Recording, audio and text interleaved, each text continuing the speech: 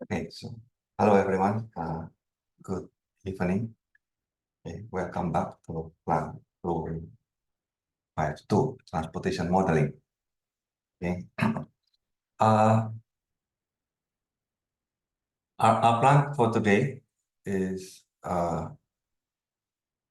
we will discuss about transportation and land use activities. So land use activity transportation interaction, and then we'll discuss about traffic flow theory. Yeah.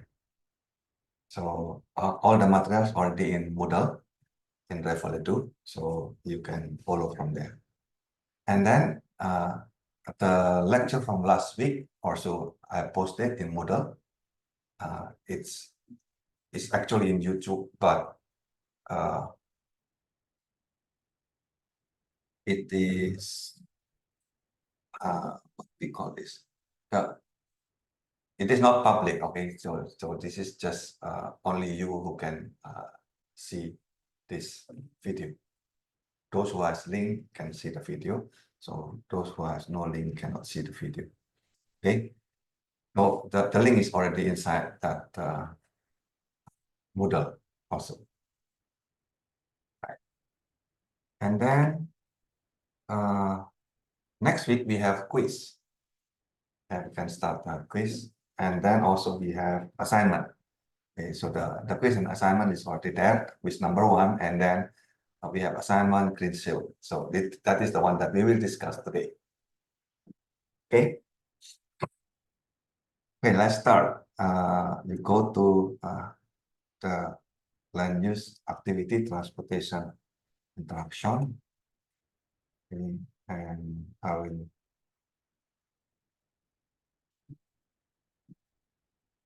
put on the slide.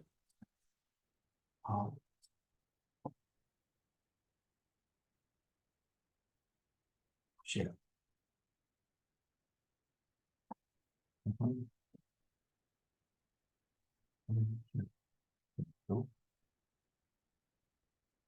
Can you see?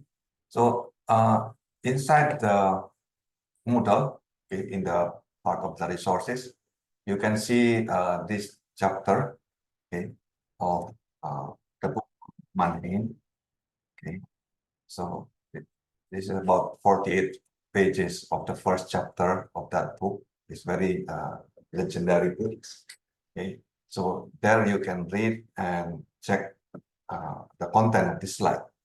Okay, so he explained about the total transportation system and then more detail about this relationship between the transportation system, flow, and activity systems, and all the options that you can read on detail, yeah, later on. So this is what I summarized in the slide. Okay.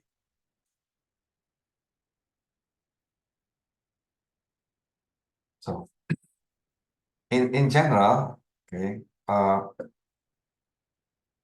land use activities and transportation interaction is one subject. Okay, usually 3 units for 1 semester. So we will discuss it only in the introduction. So this is very short. Okay. Last meeting we discussed about the problems in urban transportation.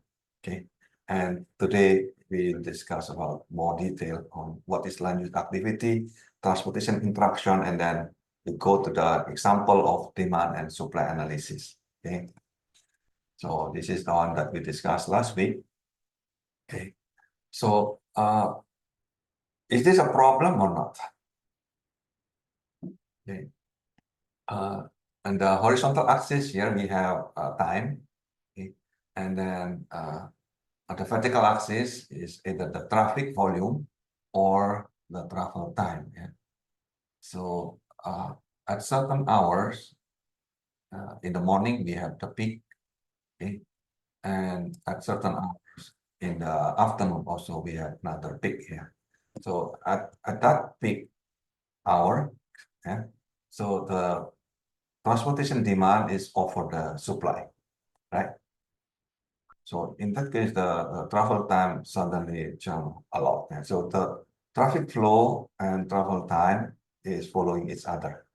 So, and this is practically recurring congestion, isn't it? Okay, so if you look at the traffic and the congestion happen because it offer the capacity. Yeah.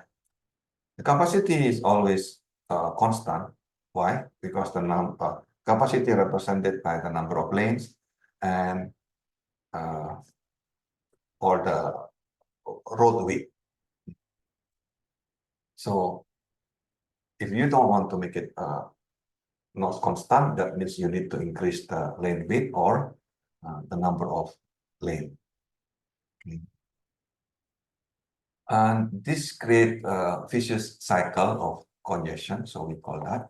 Okay. So when there is a congestion, okay, then of course the pressure to increase the capacity. So you widen the road, okay, and then you create a new capacity by road widening or creating new road, right? And for a while, okay, this movement become easier. And because of this nice to move around, okay, then urban sprawl is favored. So people want to move to different place which is farther than the city center. Okay, and then as the result, the average length, okay, of the movement increase, right? And of course, because of that, the number of trips also increase, yeah, and it will create another congestion. Okay, so what is the cause of this? Okay, two things actually. Yeah, one is population. Yeah? So population growth is the real engine, okay, of this problem. Okay? That population growth and migration, okay, urbanization, those are related to population, number of population. Second is about income, economic growth. Okay? So when the economic growth, then one thing is good that we have better economic, that means prosperity, okay? But that create a new demand for motorization, okay? And then yeah, new demand for industrial development and land use development also. Then because of that, it eventually create traffic congestion, okay?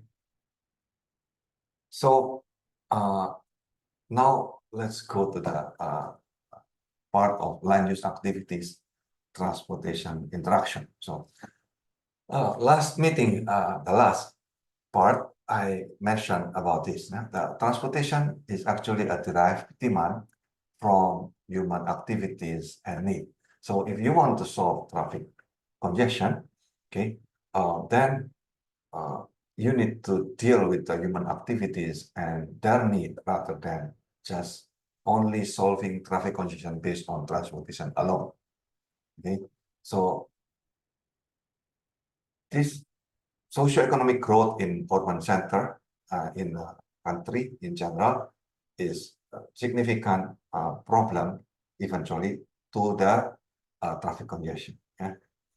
And when we say transportation, we are not just talking about land transport, which is the road or rail, okay, but we also talk about transportation in general, including the water, yeah, transportation, air transportation, pipeline transportation, that's include oil, okay, passengers and goods. Okay? So now transportation is a derived demand from activities. So then you start to think, what are the human's activities? Eh? So one thing is working. Okay? The other one is probably vacation or manufacturing. Okay? The direct impact of working is commuting. People need to go to workplace. Okay? Vacation, they need certain a taxi, for example, air travel, bus tour. Okay? for manufacturing, they need trucks and container, okay, and including warehousing and so on. So indirect effect of this demand is the energy demand. Okay, so if you look at the energy consumption and our energy cost, yeah, and efficiency here, this is interesting now. Okay, we divide into 12 boxes now, based on the speed on the horizontal axis and then energy cost in the vertical axis. Yeah. This is vertical axis is a logarithmic scale. Okay.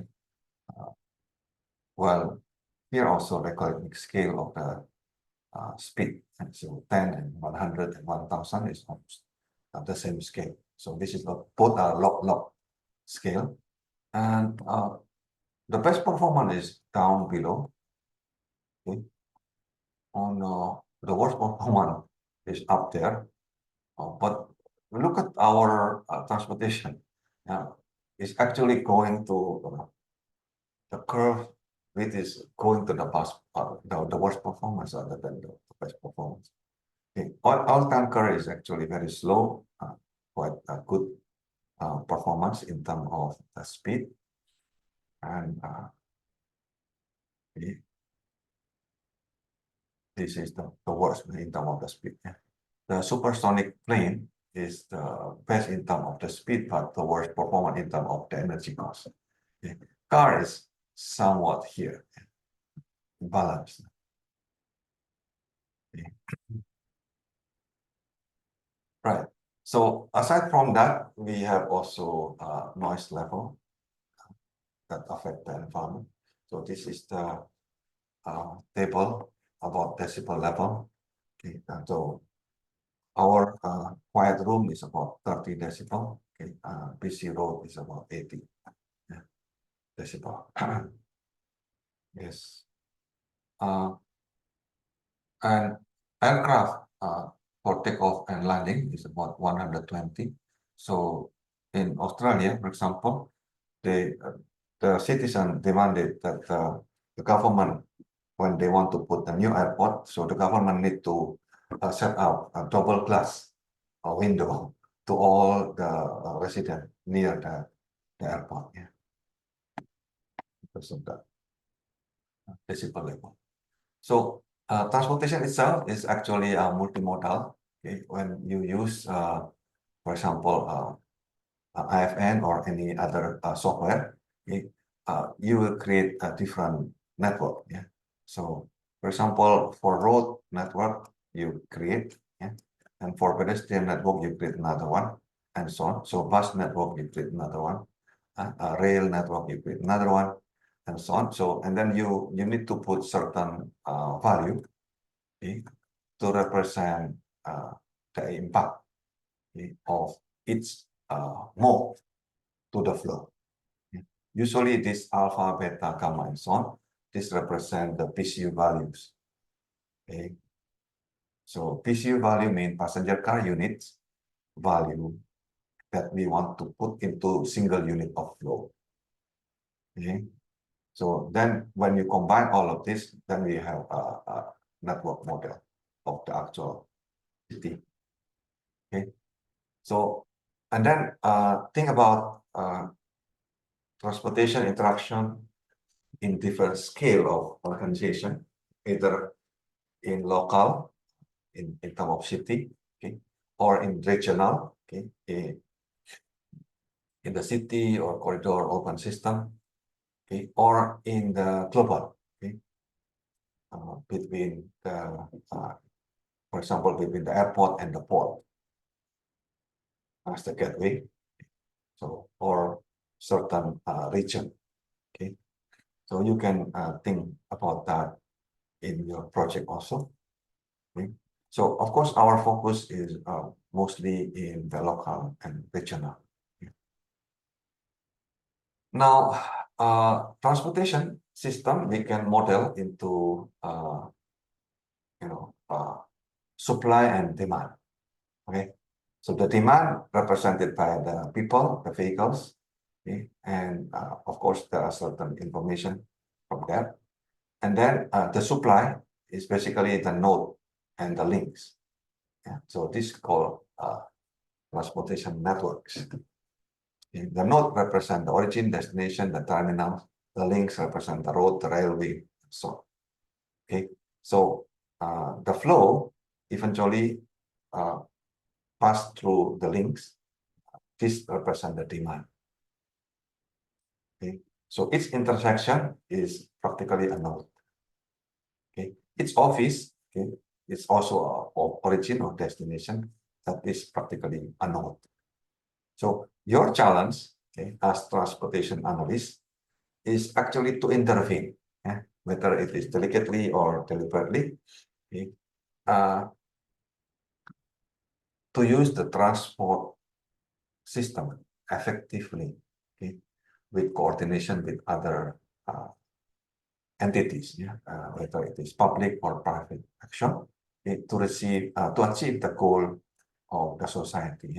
So we are not transportation to achieve transportation alone. So our goal is to achieve the goal of the society, okay, whatever it is, right? So then you must think in terms of the total transportation system. That means include all the modes, okay, and include all the elements of the transport system. Yeah, don't think about cars only. Okay, so we want to transport the person or the things and for the goods. We don't just want to transport the vehicles. Okay, so in that case, you think in terms of person trips, or the kilogram or tonnage of the things that we want to transport, rather than the unit of number of vehicles. Okay, and then you also think in terms of network facilities, okay, in which the vehicle will move, including the terminal, transfer point, line haul facilities, and so on. So how people will move, okay, or the goods will move from the origin to destination. Okay, so of course, when you say transportation network, okay, it must be strongly connected. What does that mean? So that means from any node, okay, you should be able to go to any other node, okay, and then should be able to go home, right? Otherwise, it is not transportation network. Yeah. So if you only make a transportation network from origin to destination, that is not transportation network. Transportation network must be, this is one of the requirements, strongly connected. The definition of strongly connected is you can go anywhere and then go back.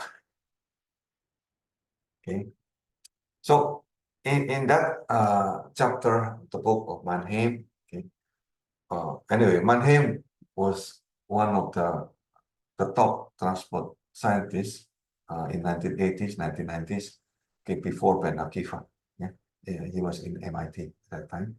Okay, so Mannheim talk about three groups of transportation agent. Okay. One is called user, and the other one is operator, and next one is government. So now think about that. What is the role of user? What is the role of operator? And what is the role of government? Okay. What is the decision that each agent group will make? And then what is the group control, okay, over certain particular decision? And then when it is in time to implement certain action, certain selected course of action. So let's discuss that one by one. Okay. So the first one is user. So the first agent is user. What is user? User means traveler, shipper, you, driver, passenger. We group them all together as user of the transport system. So what are the decision of the users? Okay, the user will decide when, where, how, and whether they will travel or not. Right. And The next part is consideration. The user, okay, will think, okay, which group are served well and which group are poorly served by certain facility of the system. Okay, probably by the location, by third purpose, by socioeconomic groups. So, say, for example, certain users are marginalized, okay, because they have no choice to use other mode than, for example, bus or jeepney. Okay, or maybe they don't even have that facility for public transport, for example. Yeah. So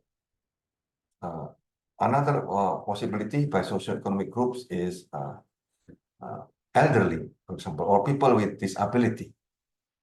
Okay, so this group of users, you also need to think, how are they going to travel?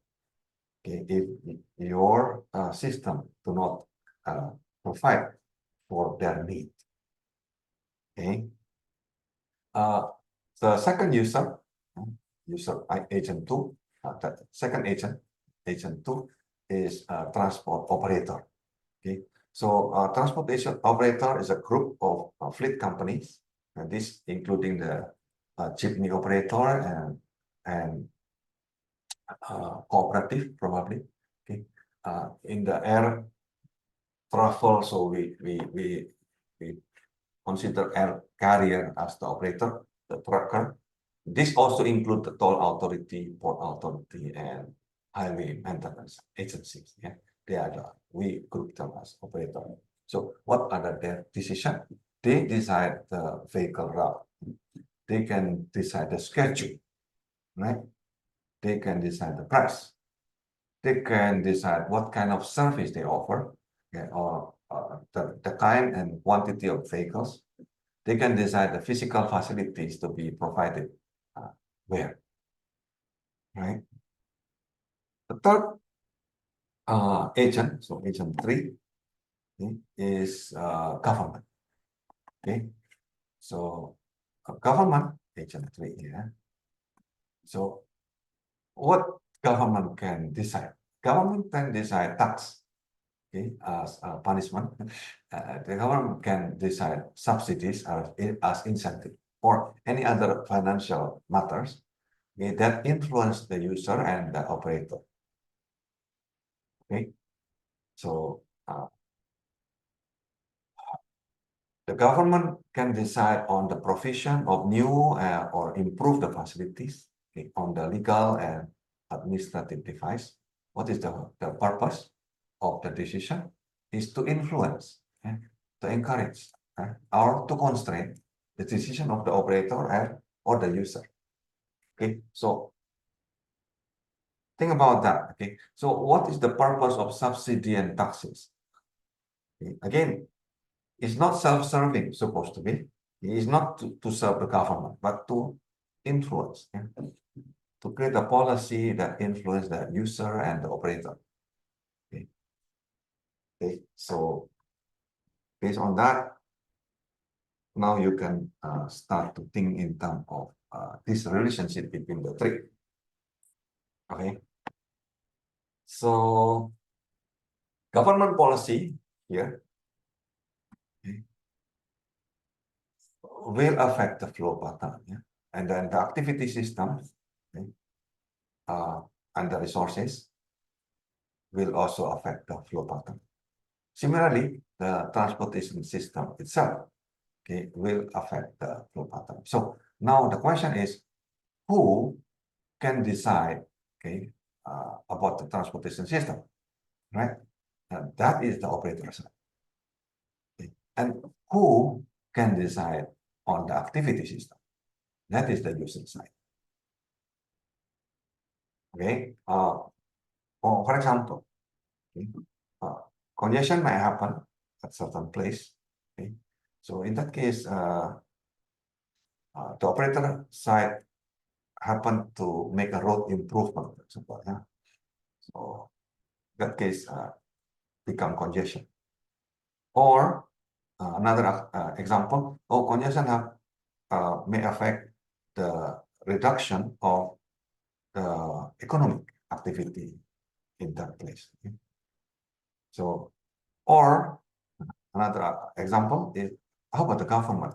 Government can control. The truck can only run at night.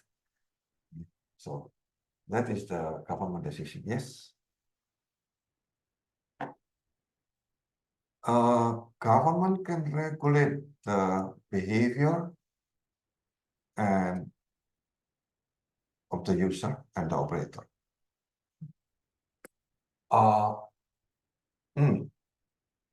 Regulation is only influence. Okay, the government can only influence. Okay? The flow pattern itself is just influenced by the regulation. Okay? Government cannot tell tomorrow, okay, only 2,000 vehicles pass here, right? So it's influence, but the actual behavior and of the operator and user, okay, they are actually self-organized. Okay, so look at it this way: certain countries in South Latin America, South America, okay, decided to regulate the price. Okay, so certain things they set up the price, and what happened? The economic collapse. Okay, so flow is the same as the price in economic. Okay, so you don't regulate the flow. Okay? You regulate the options, okay, in terms of technology, the network, the mode, and so on. So that certain policies, these are the ones that they regulate. Yeah, you can regulate the travel options, okay, based on certain things, yeah, including political factors, but that only influence. It will not directly regulate the flow itself. Okay, so political factor play very big role in transportation system. Yeah, for example, I give you example. If you live in a very remote region, and government decided that we want to have equalize in economic, then political will create road there, for example. Okay, will develop in that region, not because of economic factor, meaning if you calculate in terms of economic and financial, okay, it has only negative value. Okay, but in terms of political factor, okay, probably also because of the defense factor, that will be developed. So mainly based on political factor. Okay? Next, this is a very nice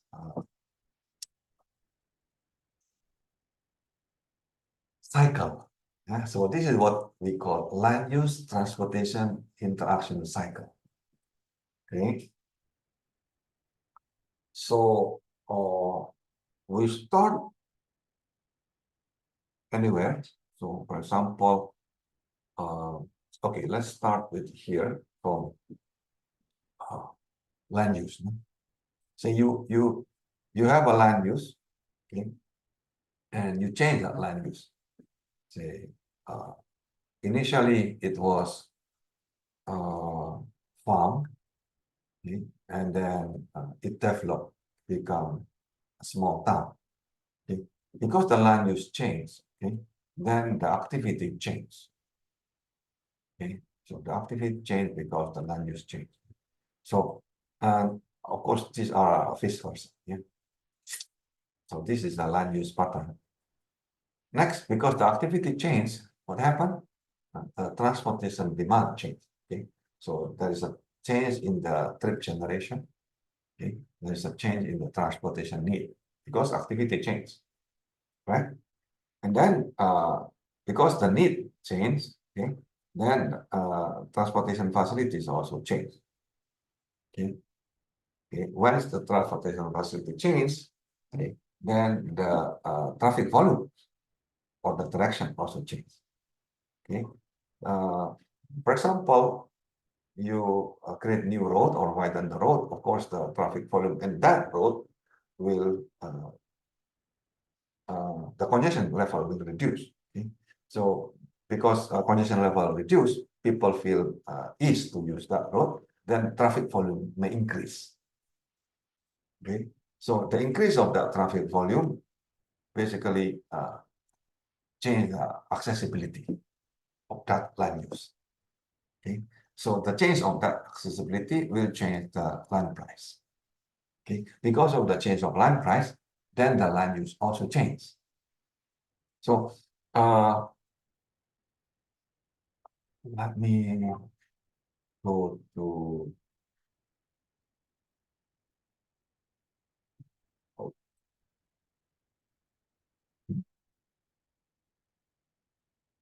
soon. Let me go to the whiteboard. How to open a whiteboard? Okay, I have a new whiteboard, so I'll tell you. Can you see the whiteboard? Okay, so let's share this.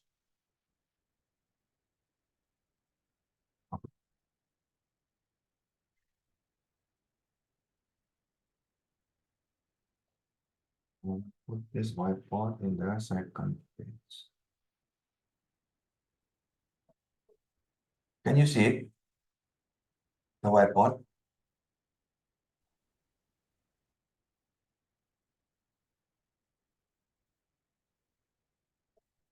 Yes po. Okay, so let's draw that.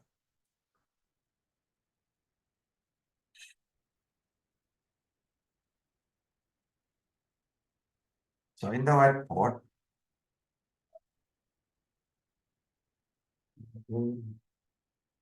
so say this is the, for example, this is the place of the city center. Okay, so this is the center. And this is the rural area. So this is represent the distance. Okay, this is the distance. So initially, this is a small town. So you still have some agricultural land here, right? So now, if you use it for agriculture, okay, this is the distance versus the price, the land price.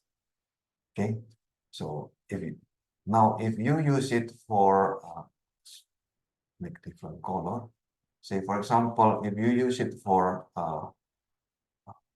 manufacturing, okay,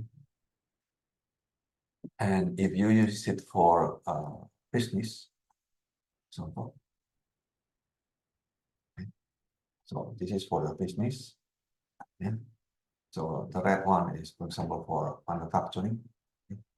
And say the black one is for agriculture, for example, and residential. Okay, let's put green for residential.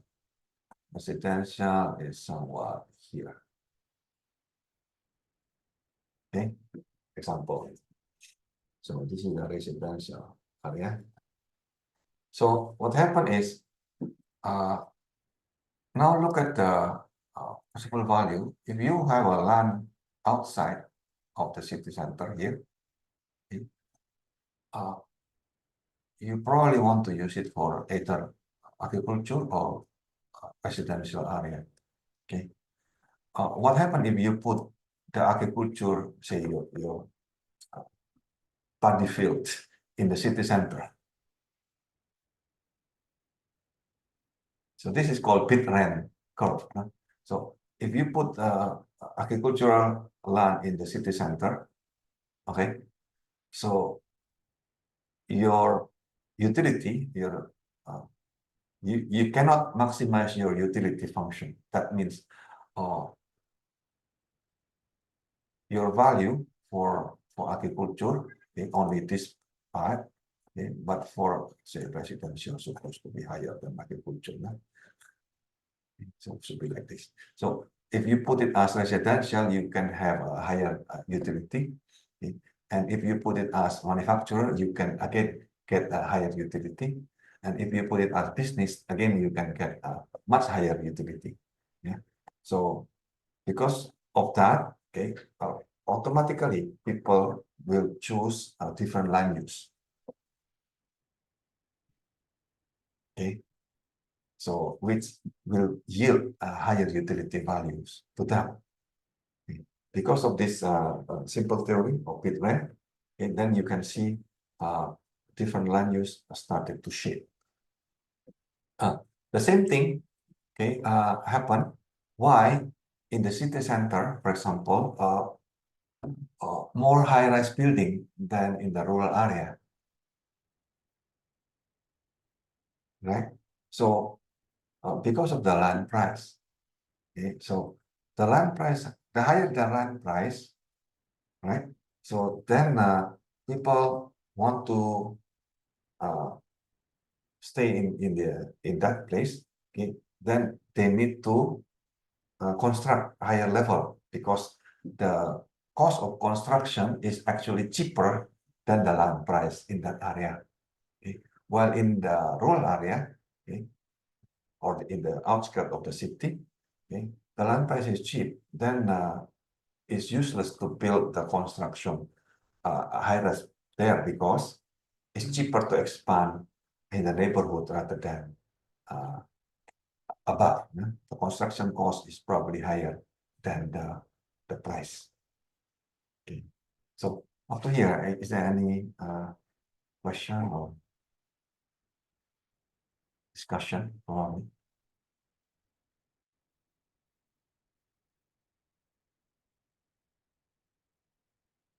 So give me feedback. What did you get from this lesson? So check back in the land use transportation interaction. Which one is the long term and short term? The red arrow there is the short term, okay, while the blue arrow is the long term.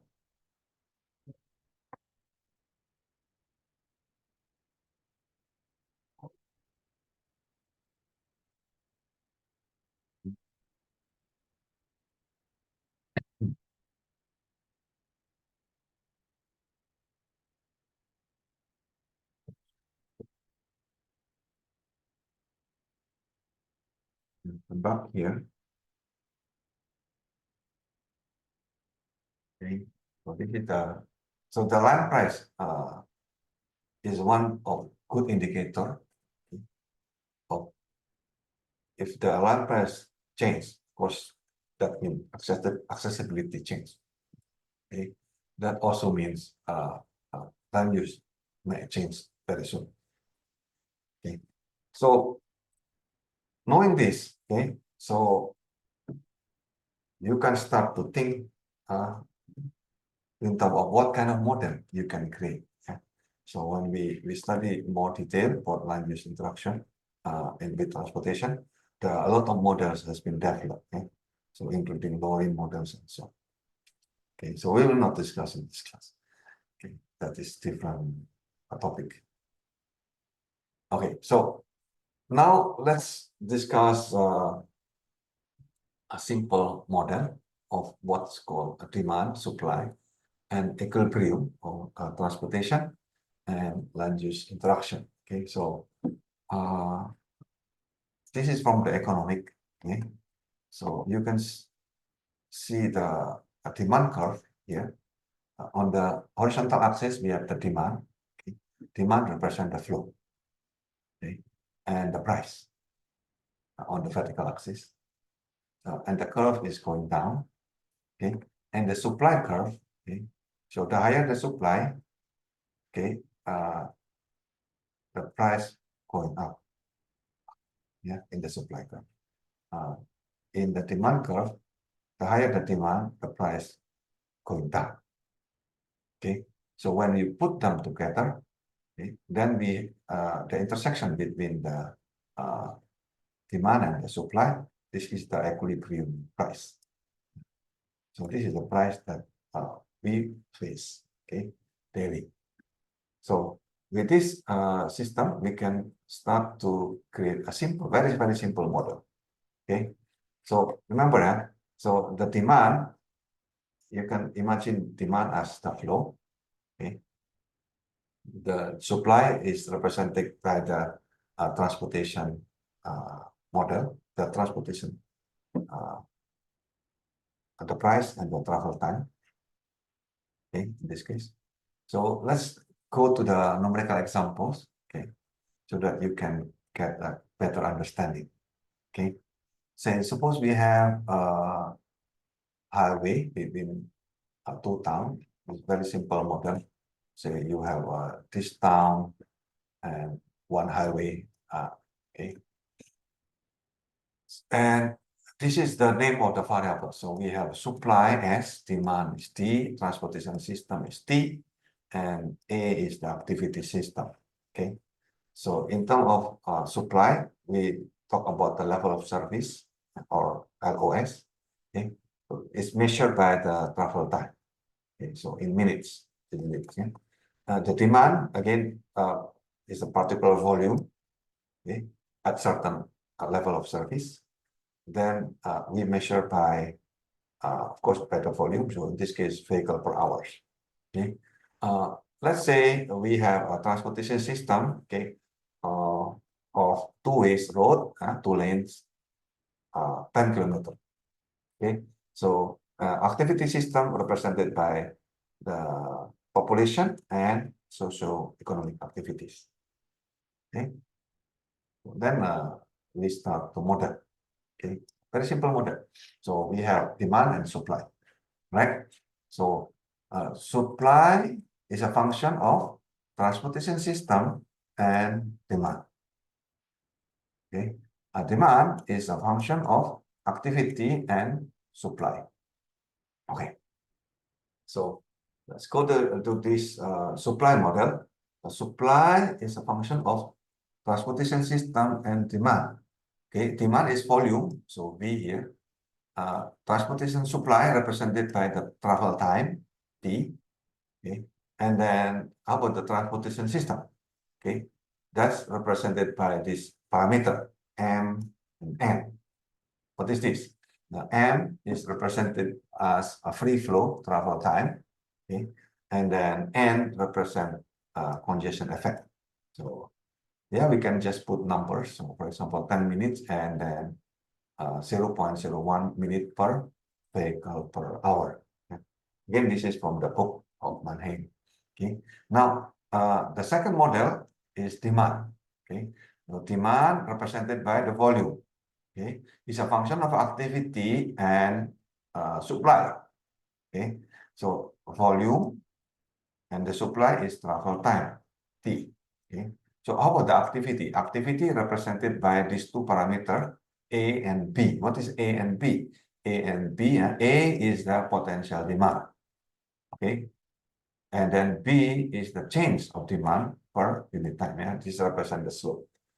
Okay, so we can plug any numbers. Okay, so 5,000 and minus 100. Why? Because the demand curve, okay, remember earlier, the demand curve is something like this. Yeah, this is negative in terms of gradient. Okay, so and this one is positive in terms of gradients. Okay, so this is what we have initially. So by this, we can plot these two curves, okay, demand and supply. So here it is. So when we plot the demand and supply, so this is the value that we have. And we have the first equilibrium. Okay, our equilibrium is 2030. What's the meaning? The volume is 2000. Okay, 30 is the travel time. Okay, so this is our base case. Right? Our base scenario of equilibrium. between demand and supply. Okay. So we have 2000 vehicle per hour and 30 minutes. So please record this in your note. Okay. Next, what happens if we have alternative scenario? Okay. Alternative scenario 1 is new highway is built. Okay. So earlier we have this one, F1, right? Now we have a new alternative highway. Okay, that means okay the congestion level reduced from 0.01 okay, now become 0.05. Okay, so this model does not change. Okay, this model changes in terms of the this one, this value. Yeah, this one I need to put more zero.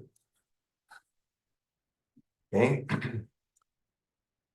Then what we have? We have a new equilibrium, F2 here, okay, which is 2666 and 23 minutes.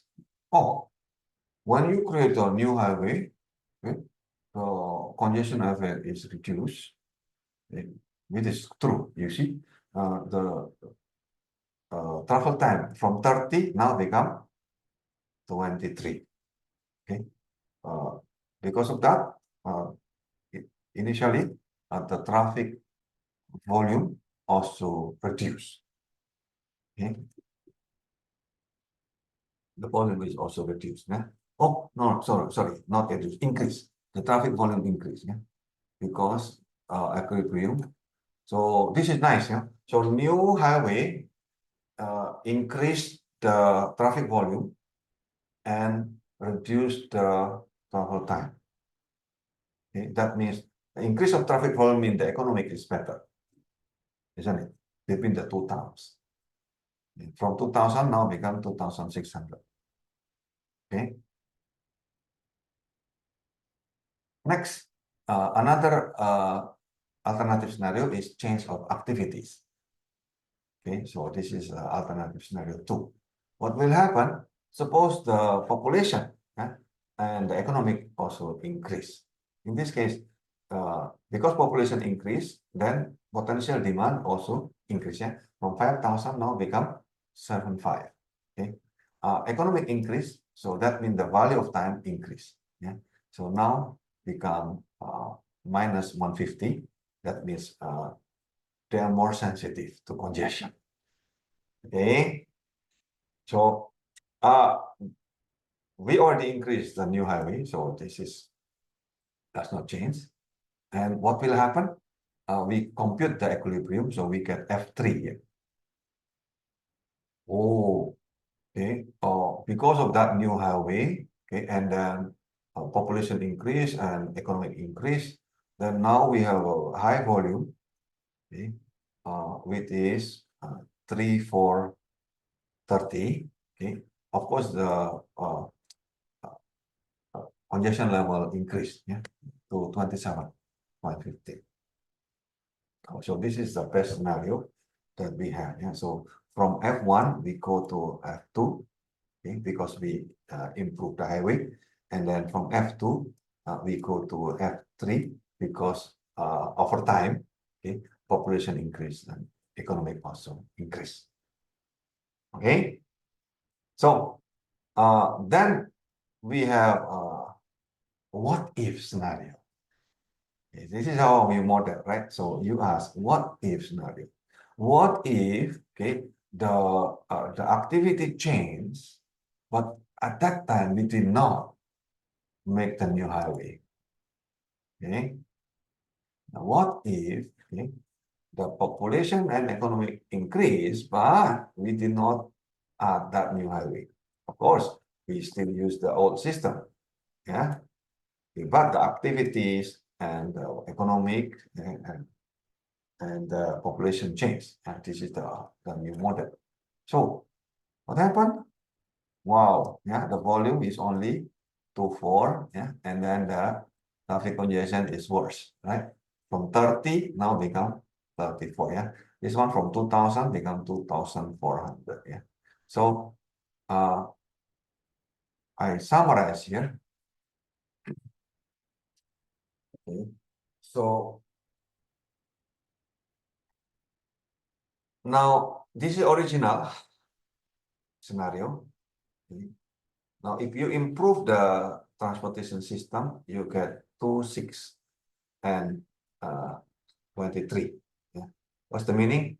From 2000 become 26. That means the volume increase. That means the economic between the two towns improve. Yeah. Traffic volume represent the improved economic, yeah? Not necessarily bad. Okay. So this one is the travel time. The travel time improved a lot, yeah, from 30 to become 23. Yeah. So and then new activity come in here, right? So in this case, you can see this is the best scenario that we have because of the new transportation system and congestion level increase because of the overtime, population and economic improve, okay? But still below 30. Can you see? Yeah, because of the new highway, it's still below 30. Okay, and the what if scenario is scenario 4. Yeah, that represent what if we don't build the highway. Yeah, you see this is the worst scenario. This is the worst scenario. Why? Because the congestion level increased so much, okay, and the activities actually not increase that much. Yeah, the economy is not increased that much. So 2.4 compared to 3.4. Okay, but congestion level increased so much. So I hope you learn something from here. Okay, so as a summary, okay, so I can say that remember, transportation is derived demand from human activities. Okay? So human activities represented by socioeconomic and population.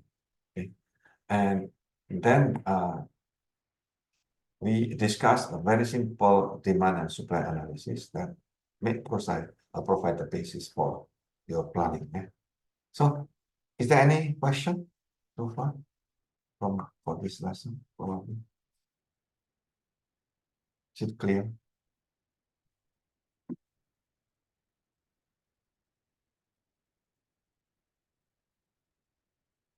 What did you? Yeah. Hi, Yes. hi, sir. Yes. Just a question because a while ago you presented transportation mode based on energy efficiency and speed. Okay. Yeah, I just like to know if there is a standard that depends on emissions of the transportation modes. Standard. Oh, yes. Or are emissions really being considered on choosing transportation modes in urban planning or not really? Oh, technology changed. Okay, over time. So, okay. So in the past, I studied environmental effects on transportation mode and how we control that. Okay, so in that case, we improve the emission by limiting the age of the vehicles. Okay, and then we control by emission tests. Okay, and then over time we make it stringent, right? So the regulation can change over time, make it stringent over time. But at the same time, we provide some kind of subsidy for those who cannot afford that kind of stringency. So you need to balance, you cannot just very strict, but people cannot afford. Okay. So then technology changes. Okay. Now we have electric vehicles which practically do not have any emission. Okay, and in the near future, we have hydrogen vehicles. Again, practically, we don't have any emission. So then we probably need to reconsider, okay, instead of just putting stringency in terms of the gasoline vehicles in this case. Yeah. So then you want to shift the policy now want to shift, okay, in terms of going to that electric vehicles or hydrogen vehicles to improve the emission from the air pollution. Okay. Also in the past, gasoline also using lead in the past. Probably gradually reduced so much. So that lead emission affect the health of the population, make people more idiot. Okay, so but that is cheaper technology, so then they allow. Okay? But at the same time, gradually we start to remove that. Okay? So again, policy cannot be drastic because you want something. Yes, of course, that's ideal. But to change to certain things that you want, you need to change gradually so that people start to adapt.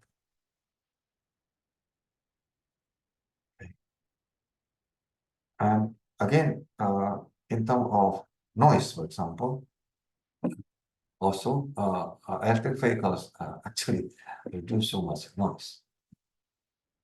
Also the hydrogen. I think this is the future. Eventually, we will go there.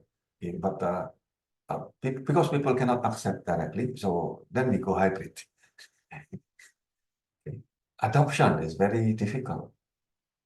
Okay, one side you want improve technology, and that technology exists, but price still expensive. Okay. But this is also a problematic because price represented by the demand. Okay, higher demand, price go down, isn't it? But less price, less demand, then the price still high. So in that case, someone need to break that cycle. So the reason we cannot have electric vehicles yet because no demand. Okay. No demand means no supply. Right. Okay. So how are we going to put the station, for example, to supply the electric vehicle or the battery if there is nobody is using? Okay. Even if you want to introduce. So again, you need to gradual change for that. Probably at this point in time, hybrid is probably the best compromise. Okay. Yeah. So any other question or discussion? Thank you, sir. Yes, yes. Short-term, long-term aspect.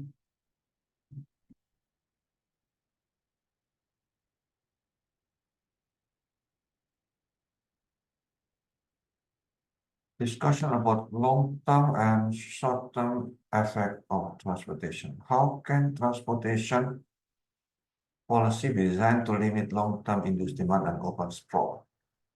Oh, okay. So one way, okay, is to delay.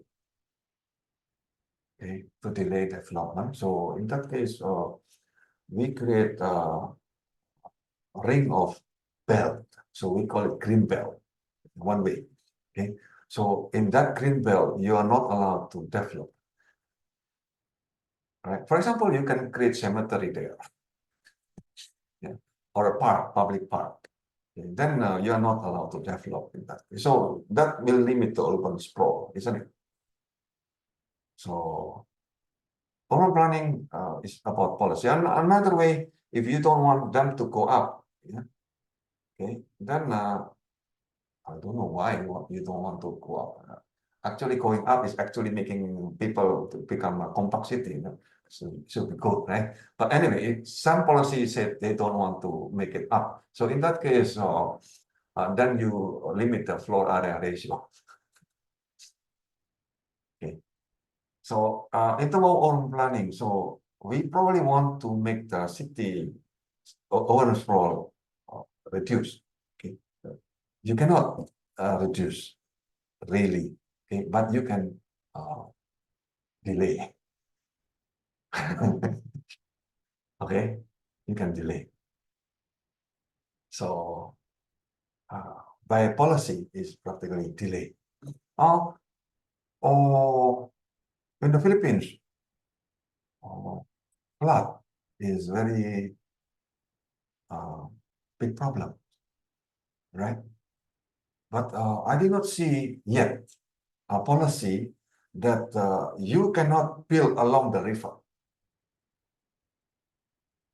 You can see in many other countries, you know, along the river, there are certain wide area, for example, 100 meters beside the river.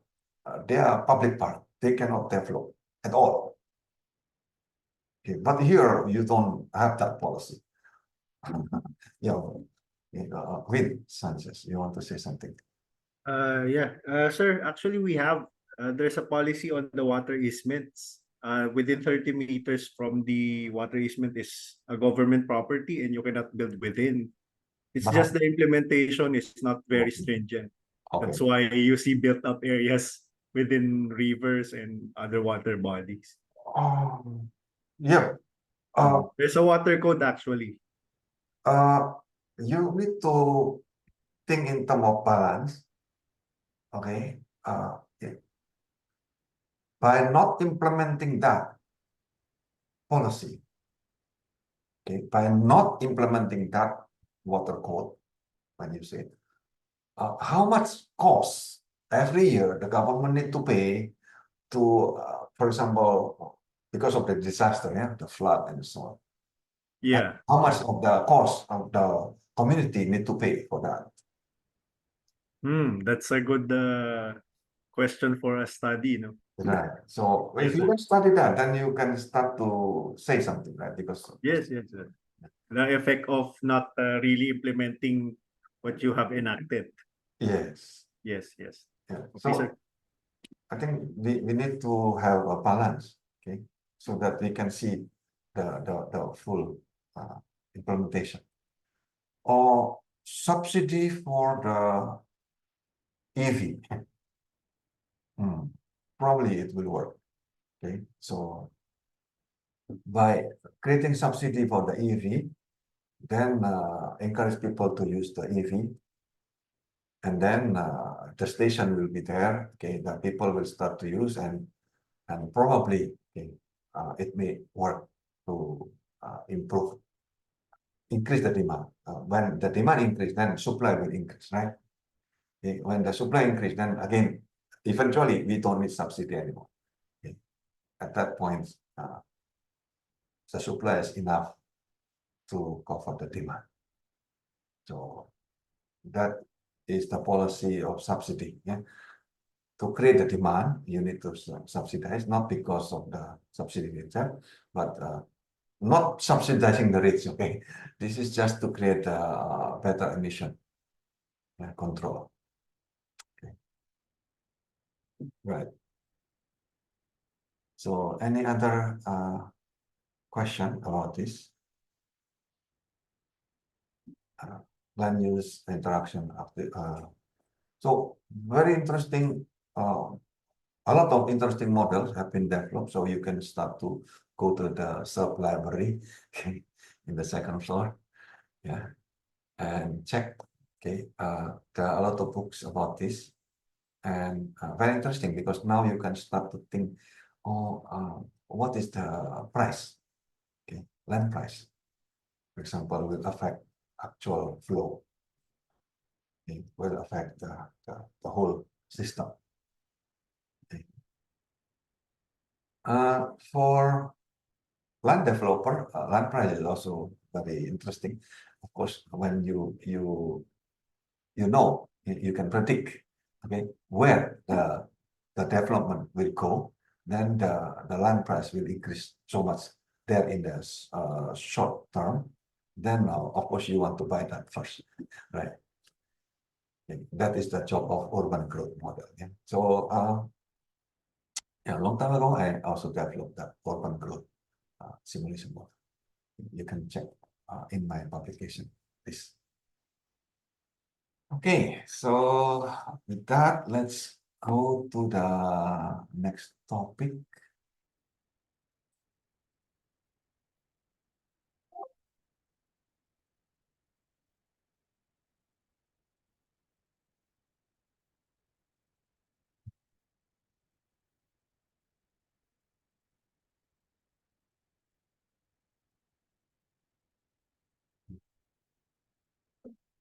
The next topic is about you go to model again.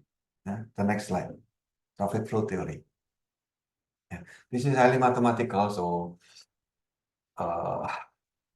please bear in mind. Okay.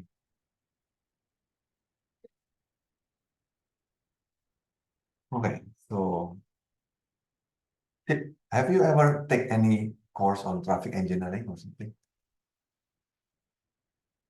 No?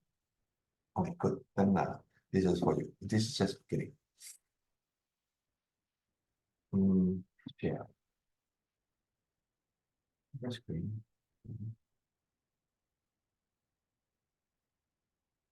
Okay.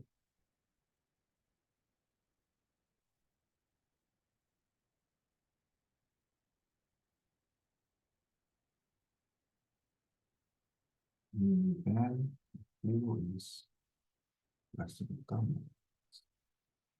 Okay, so let's see the traffic flow.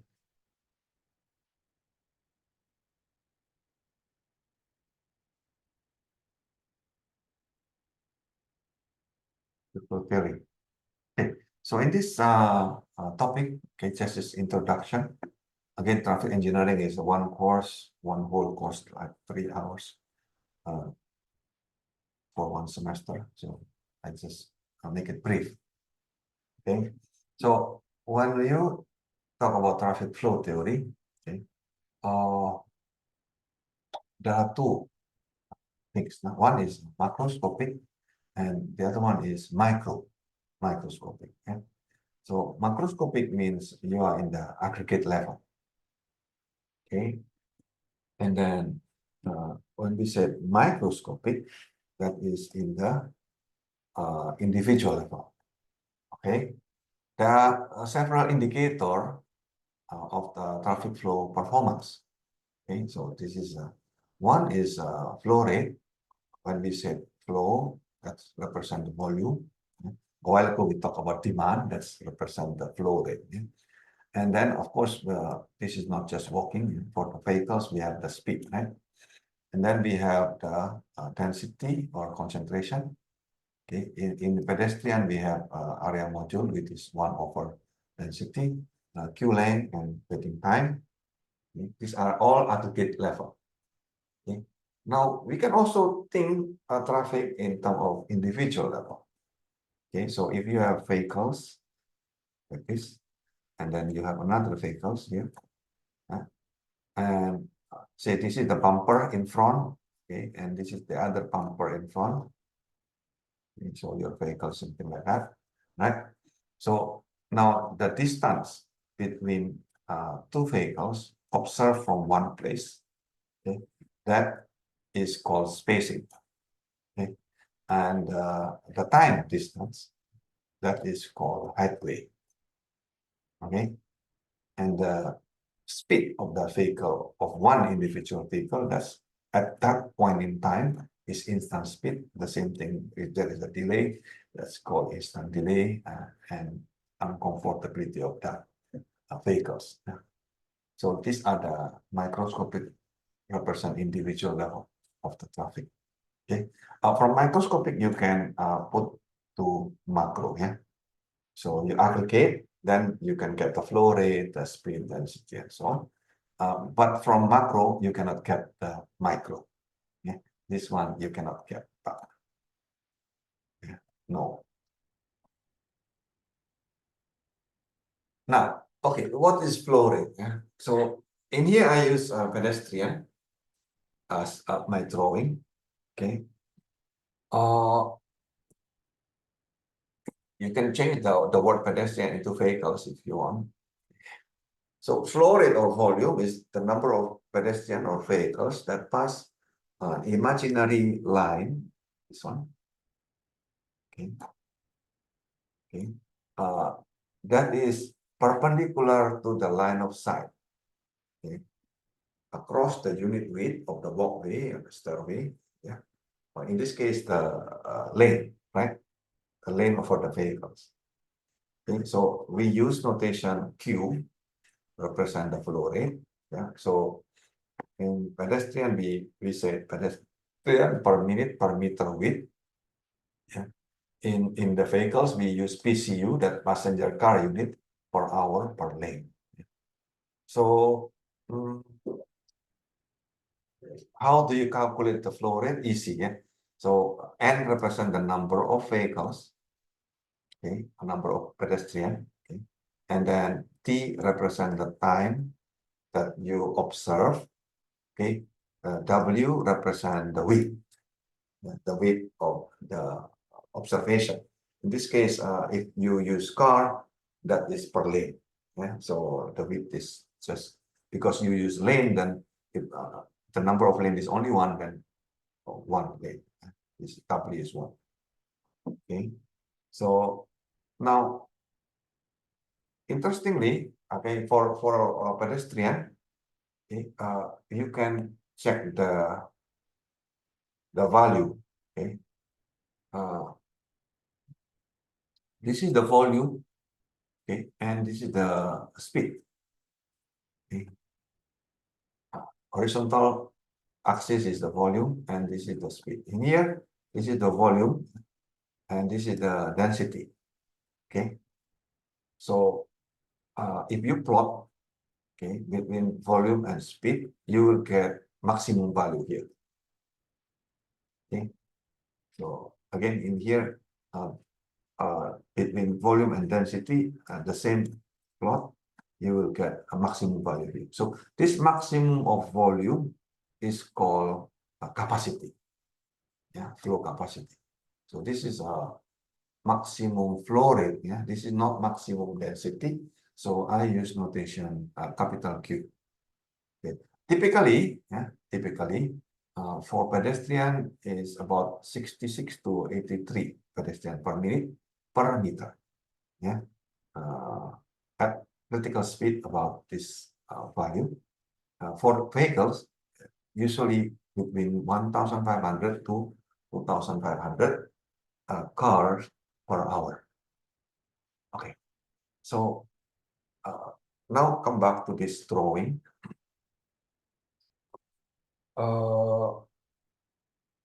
I put here, okay, there, when all the vehicles stops, okay, that means zero flow.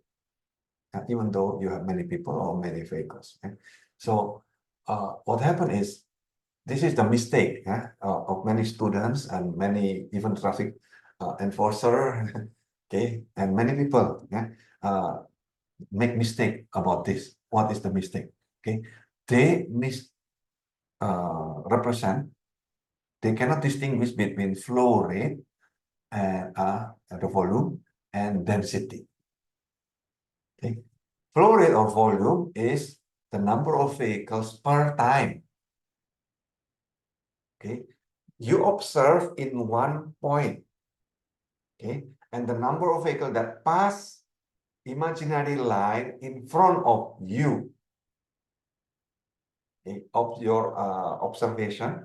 That is the number of vehicles or number of people that pass that line is the one that you count. That is the N in here. Okay, say for example, if you take a 15-minute observation time, how many vehicles pass in 15 minutes? Yeah. If you put T is 1 minute, how many vehicles or pedestrian pass in 1 minute? Okay.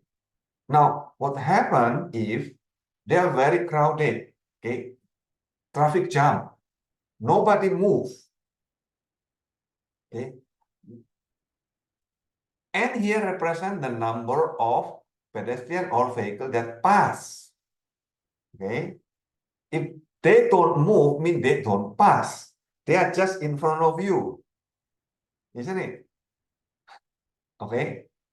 That means there is no flow. That is zero flow. Okay. Don't count the number of vehicles in front of you from the left and right of your side. No, just the one that pass imaginary plane perpendicular to the line of sight of the observer.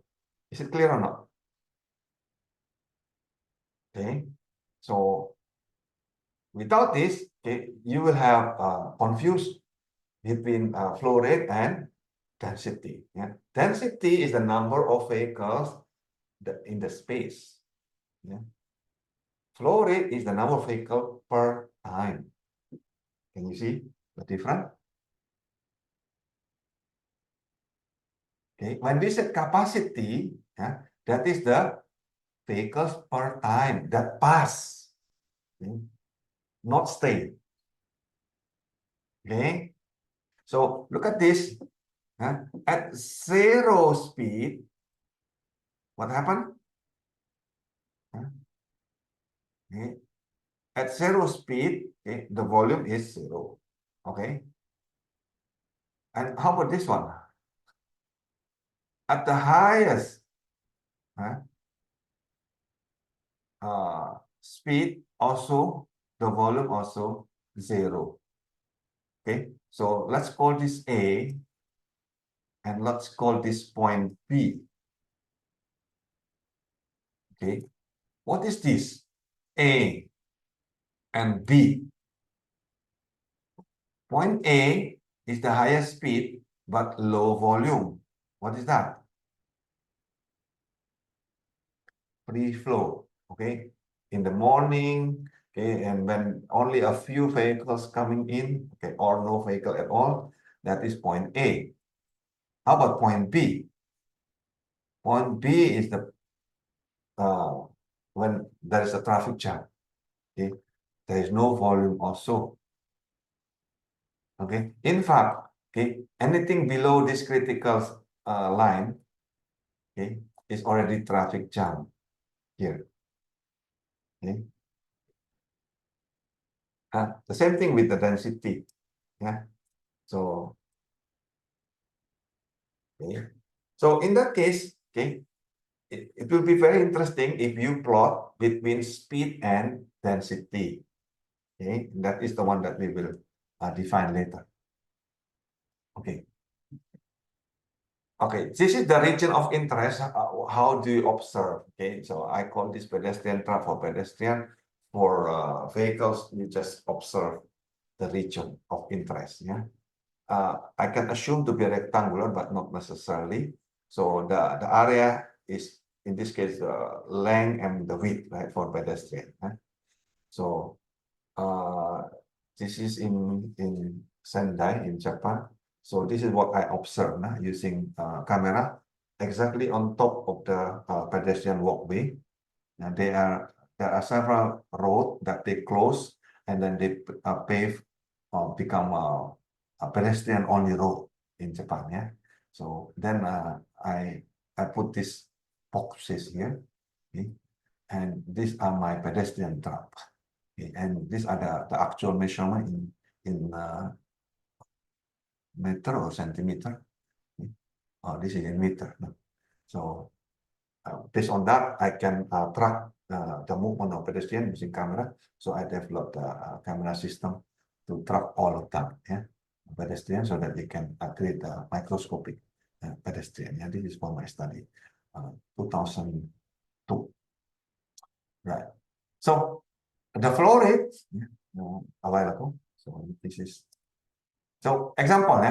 So if you have the set, the width is 1.5, okay, and then the length is 2.5. So for that trap, and then observation time is 5 minutes.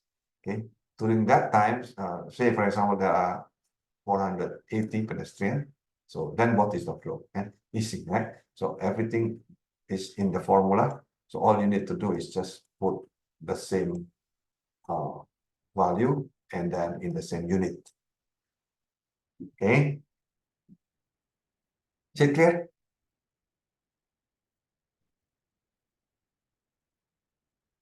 Okay. Next indicator is called density. Yeah, for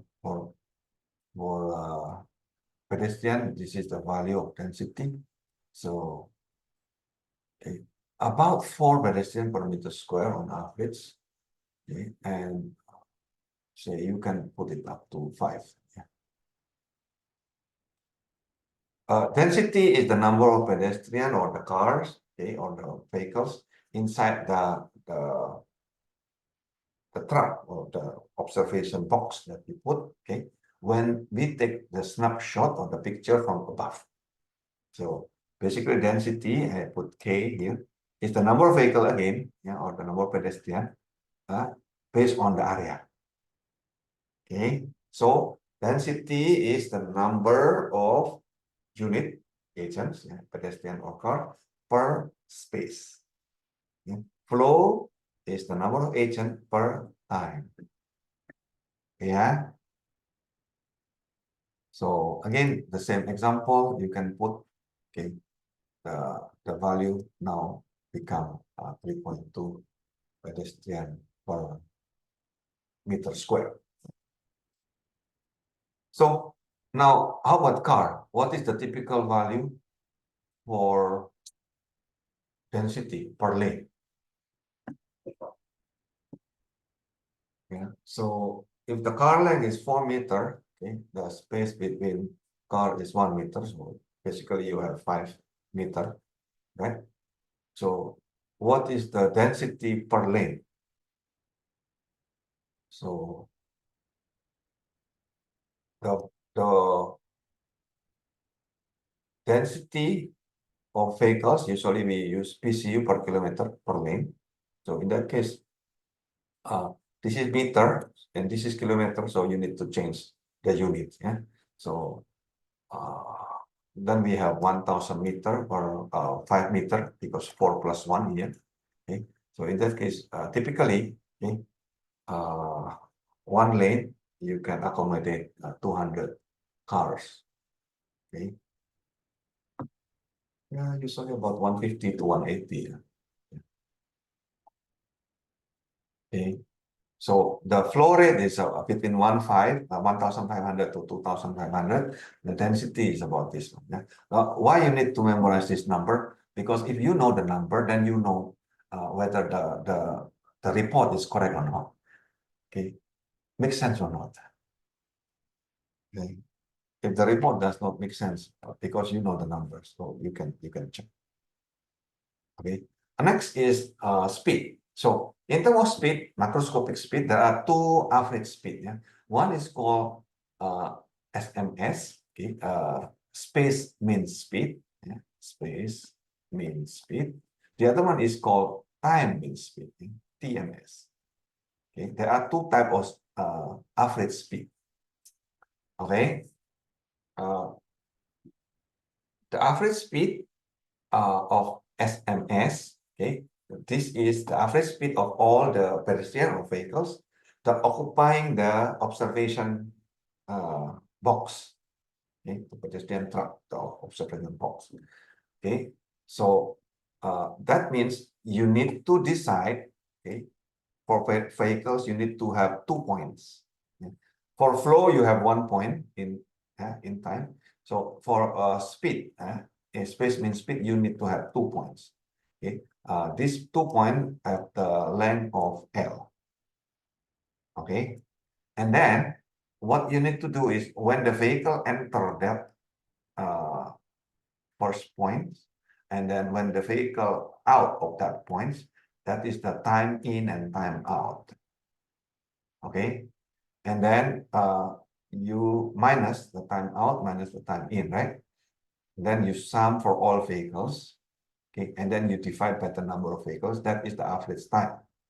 Okay, now the length of this trap or this observation box L, okay, divided by the average of this time you will get the space mean speed, and that's how you measure. Okay, so U, space mean speed, is the one that you will use. Okay, so how about the other measurement? What is called time mean speed. Yeah, this is the speed of average individual pedestrian or vehicles. So in vehicles, usually the police will use a speed gun. Okay, this is based on Doppler effects, right?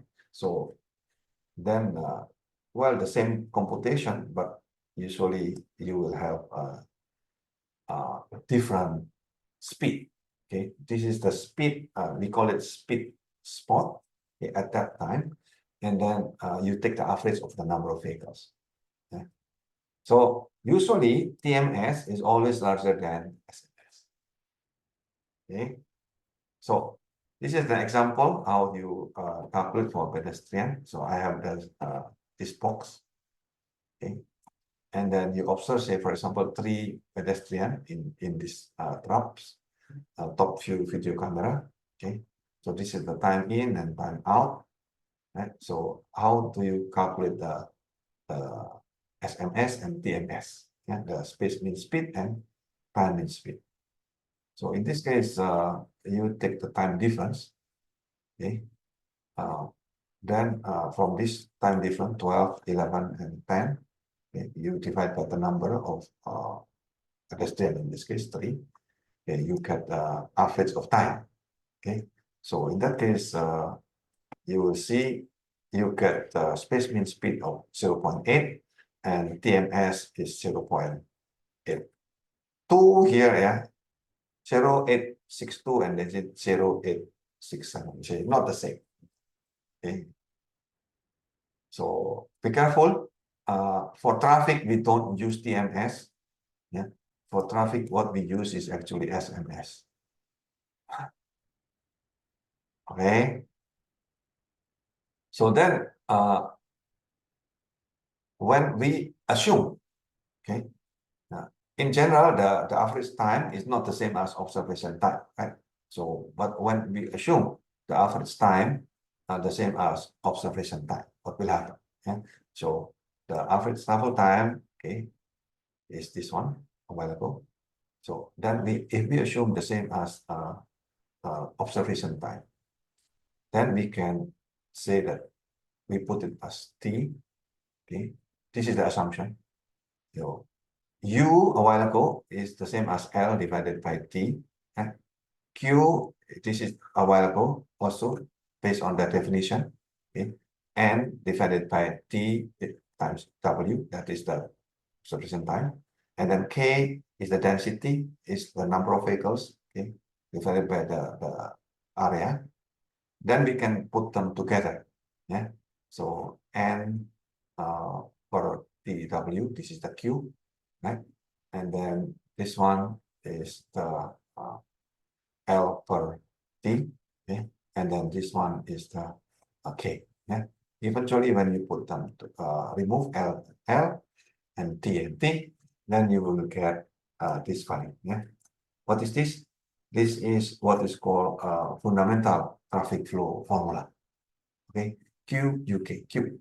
Yeah. So fundamental traffic flow formula, you need to memorize this. Okay, so this is the flow rate, the volume is always equal to the space mean speed times density. Okay, whether this is for pedestrian, whether this is for car, bus, and so on, is the same. Yeah, even if for the train is the same. So this is fundamental traffic flow formula.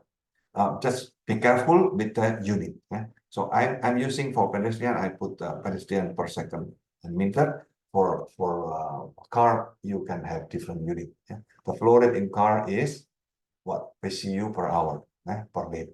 Yeah? The speed is kilometer per hour, not meter per second. Yeah?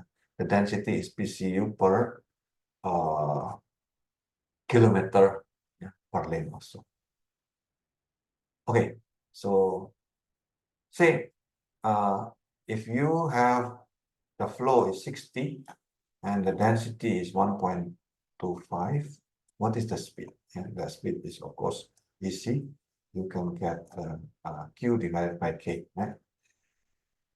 So you get typically pedestrian walk about 1 meter per second, so 1.2 usually. Yeah.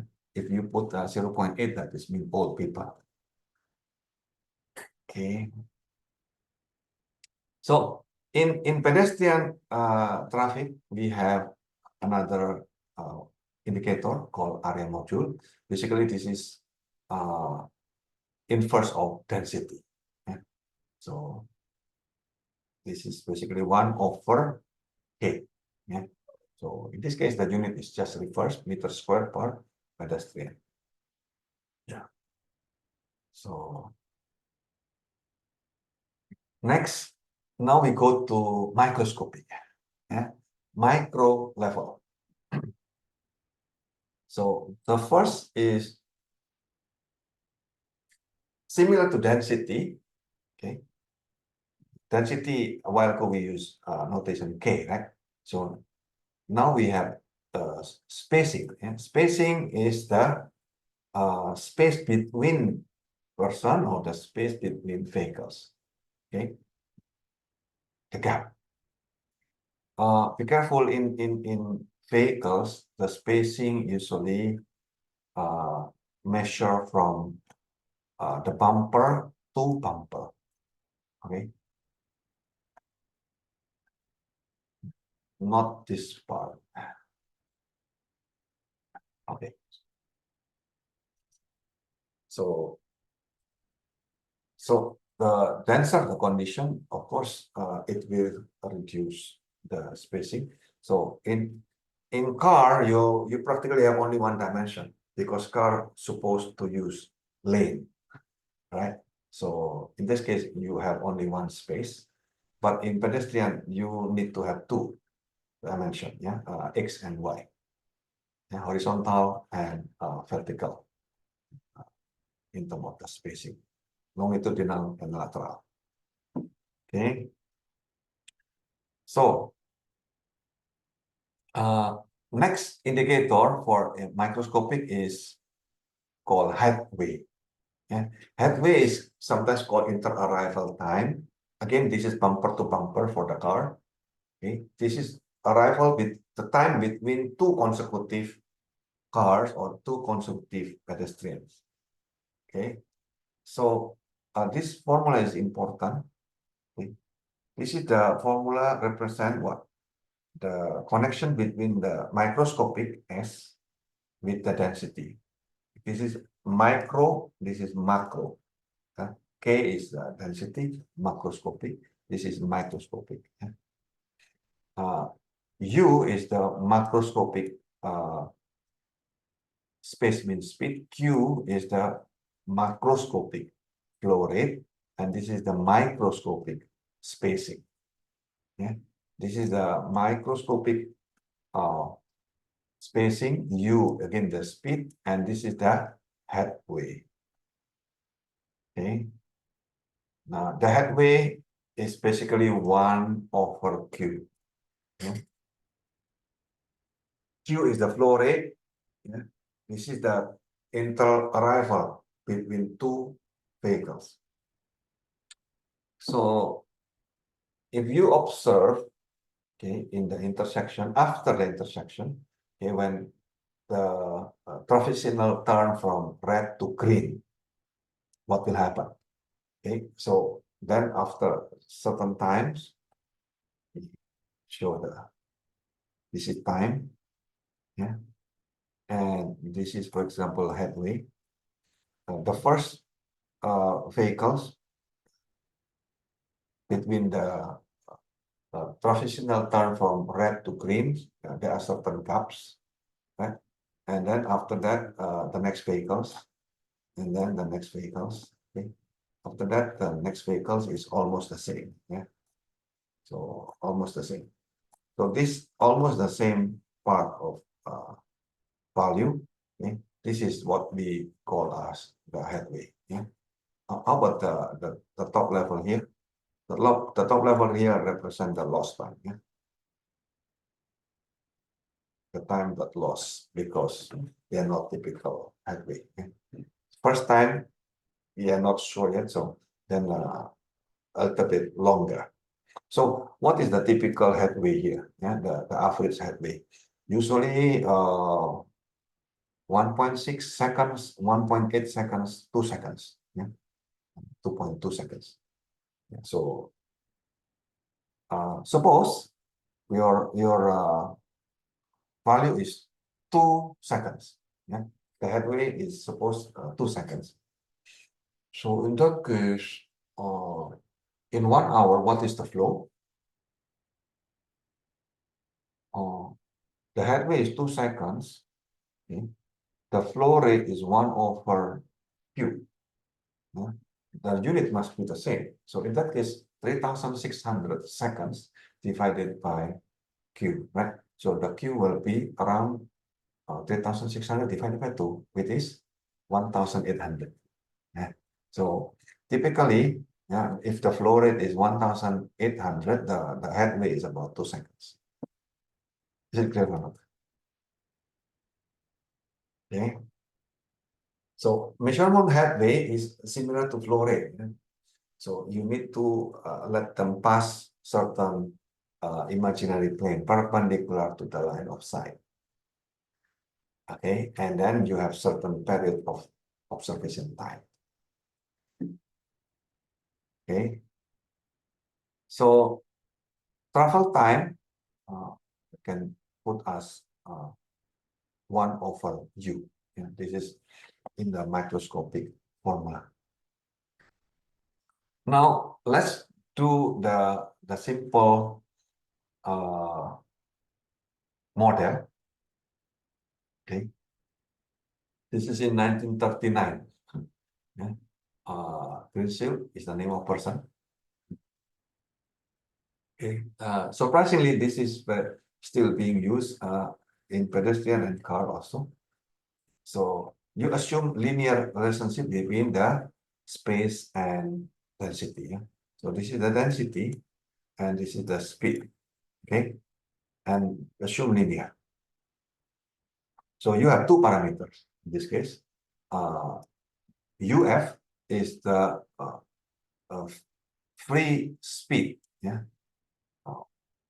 maximum speed.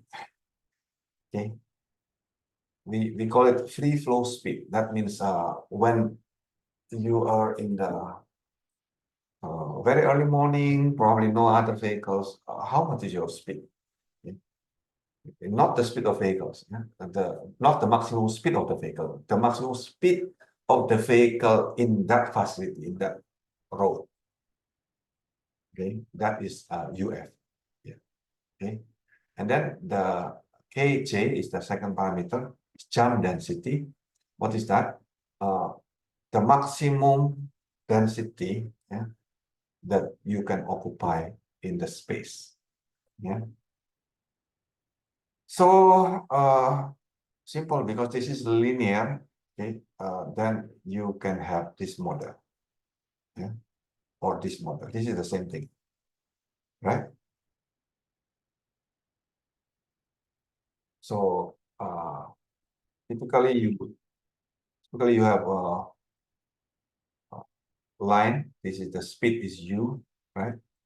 And then this one is K. So this is the variables. Okay. This is the horizontal axis. This is the vertical axis. Okay. And UF is the intercept. Okay. And then UF per KJ is the gradient. Okay. So when you put this form, that means density is on the vertical axis and U is in the horizontal axis. Yeah, same thing. Okay. So then we can combine. Okay. Remember, we have fundamental traffic flow formula, U equal to U times K. And now we have Greensill. Okay. Then when you combine, okay, Q equal to U, the U I inputted this value. Okay. So the U is in this value. Okay, then I have quadratic. Yeah, I have quadratic formula. When you plot this quadratic formula, you have this plot. Yeah? So there is certain maximum. Okay. So you will know capacity. Based on this, you will know the capacity of the road. Yeah. How do you get the capacity? You need to know the jam density and the UF. Okay. So let's get the capacity in that case. Yeah? Assuming the model is this one earlier. Okay. So we copy here. So to get the maximum flow, then you take the first derivative, isn't it? So then you get the critical density. Okay? The same thing when you set up the flow as the function of speed. Okay? You get another quadratic equation here, okay, which relate between the flow and the speed. Again, you can get the maximum speed here. And again, you can get from there, if you want to get the capacity, okay, you take the first derivative, equate it to 0, and you get the critical speed. Now we can combine the two. Okay. A while ago, we get critical density and critical speed. Then if you can calculate the capacity, okay, then this is basically just multiply Kj divided by 2 and UF divided by 2. Yeah? So this is the formula to get the capacity in the road. Yeah. So if you know the maximum speed, if you know the maximum density, okay, you can get the flow capacity, okay, meaning the maximum flow. Okay, so then you ask why I need to know the flow capacity. Yeah, oh, to get to know very crucial indicator, which is called congestion. Okay, congestion, okay, congestion G is basically just the flow Q divided by the flow capacity. Yeah. Yeah. Congestion is just flow divided by capacity. Yeah. So this is the number between 0 and 1. Okay. So yeah, this is why I'm going to see. So if you know the density and the speed, right, how are we going to get the capacity? Okay. So say I get the data, okay, different observation time. Okay, so at certain observation, I get the density to 0.2, speed this one. Yeah, another observation time is next 15 minutes probably.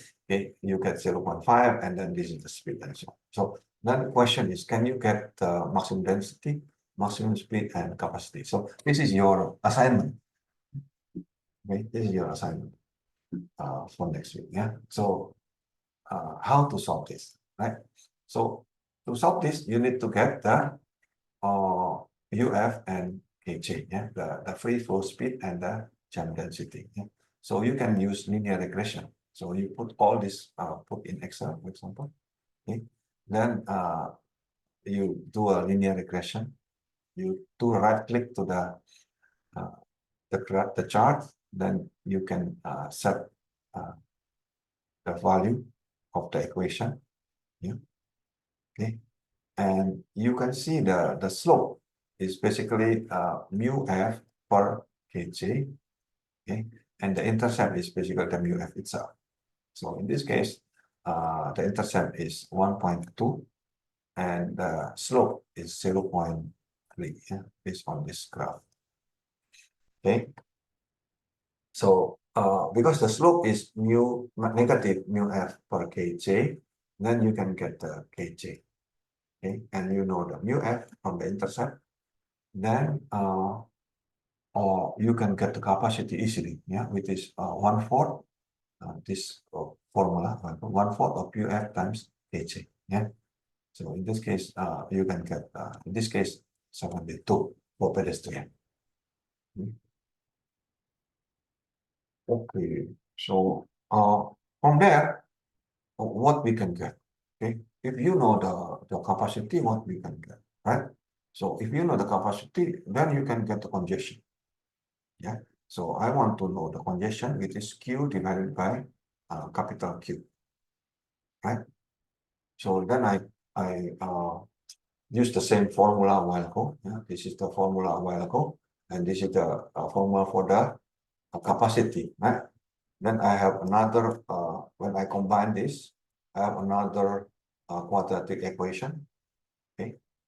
But I can put it into this formula. So what is this formula? That means a congestion is actually only depends on the speed, yeah, and the maximum speed, isn't it? It's a congestion is a function of speed and the maximum speed. Okay, so efficiency ratio, sometimes we call it volume per capacity. Yeah.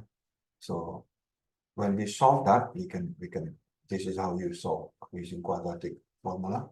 Yeah, this you already learned this in high school, right? So we just put them together. Okay. Then you have two values because this is quadratic formula. You have two values. Okay. So this is the derivation. You have two values, plus and minus.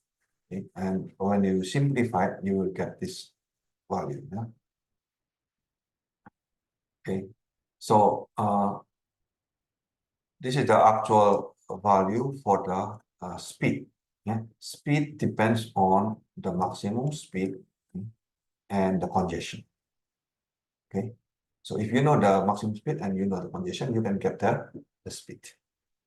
Okay.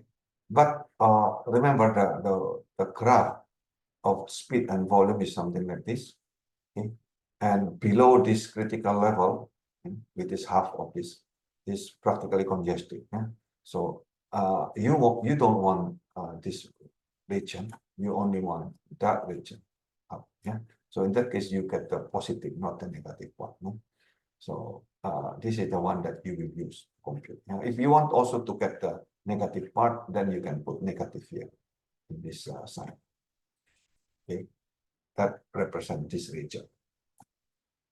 Is it clear or not? So from here, oh, look at this. This is very nice, yeah. So if I can get observation, okay, of the flow, okay, and then density, and then from that I can get the capacity. From the capacity I can get the congestion. Oh, so from the congestion, what can I get, right? So from the congestion you can get the travel time. Yeah, this is the formula available, right? Speed is a function of maximum speed and congestion. Okay, the travel time is easy because you know the travel length, okay, L, and then just divide. So you can get. So in this case, the travel time is a function of the travel length and the congestion. Okay, so here, if you have speed and density, yeah, as linear, then your volume and travel time is something like this. So here is the one that you need to consider. Yeah? This line is linear, okay? And then suddenly jump, okay? After this critical point, jump to go up, yeah? To infinity. Yeah? Yeah? When we reach one here, is become infinity. Yeah? When this one is one, so this one is basically a very, very big number. What is the meaning of this curve? Okay, this is very important to see that traffic congestion is non-linear event. Okay, that means beyond certain value, for example, 0.8, okay, or 0.75, 0.8, yeah, then suddenly you have traffic congestion. Okay, so up to 1, right? So what happens if your VC ratio, the congestion level is, say for example, now is 0.9, and then you reduce just 20%. Okay, suddenly you have no more congestion. Yeah? You are still in here, okay, but the value is actually just a reduction of 20% only. Okay? Suddenly no more congestion. Non-linear phenomena. Okay, so you don't need to make it 0. You just need to produce 20% of the flow. Okay, then you have no more congestion. Okay, this is very important lesson, isn't it? So I give you the derivation of the formula. Okay. With this derivation, then you can start to see that you can calculate everything, okay, just okay, based on congestion level. Okay. So say as a practice, okay, so you have escalator, this is very long, 100 meter, and then the density is 5, and the maximum speed is 7. The question is, what is the average time? Yeah. If you plot the charts, so then you can use this formula a while ago. Okay. Then if you plot, okay, about 0.75, yeah, they start to separate between the linear line and the non-linear. Yeah. Okay. So this is very interesting to see because over this critical congestion level, okay, usually non-linearity happen. Okay. Suddenly you become very big delay.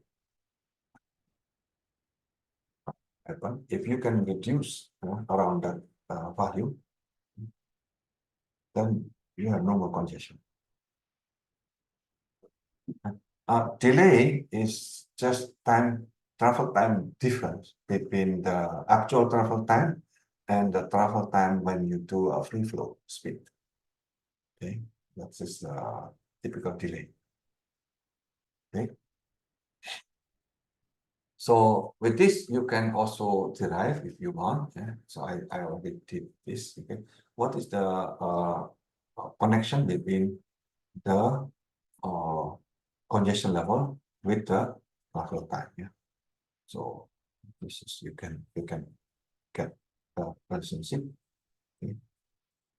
And you can also get the relationship between the congestion level with the area. Yeah. So then this is the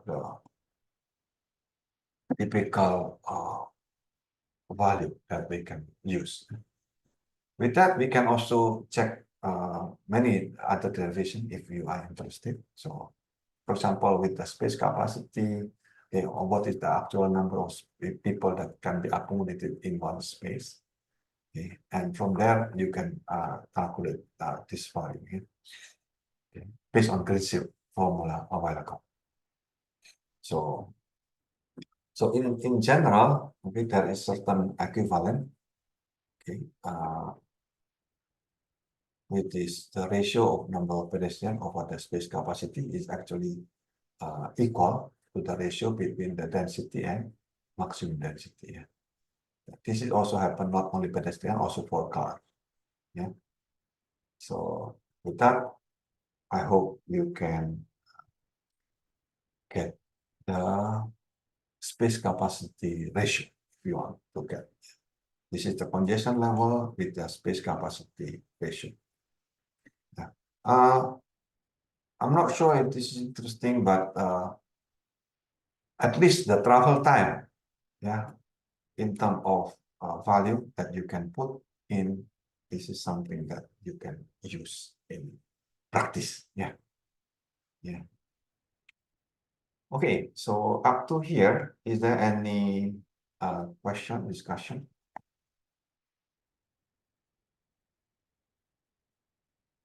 What did you learn today?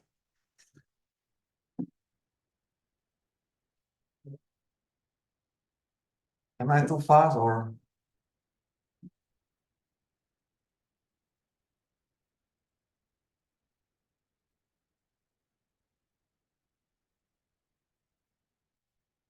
Yes, Chopin.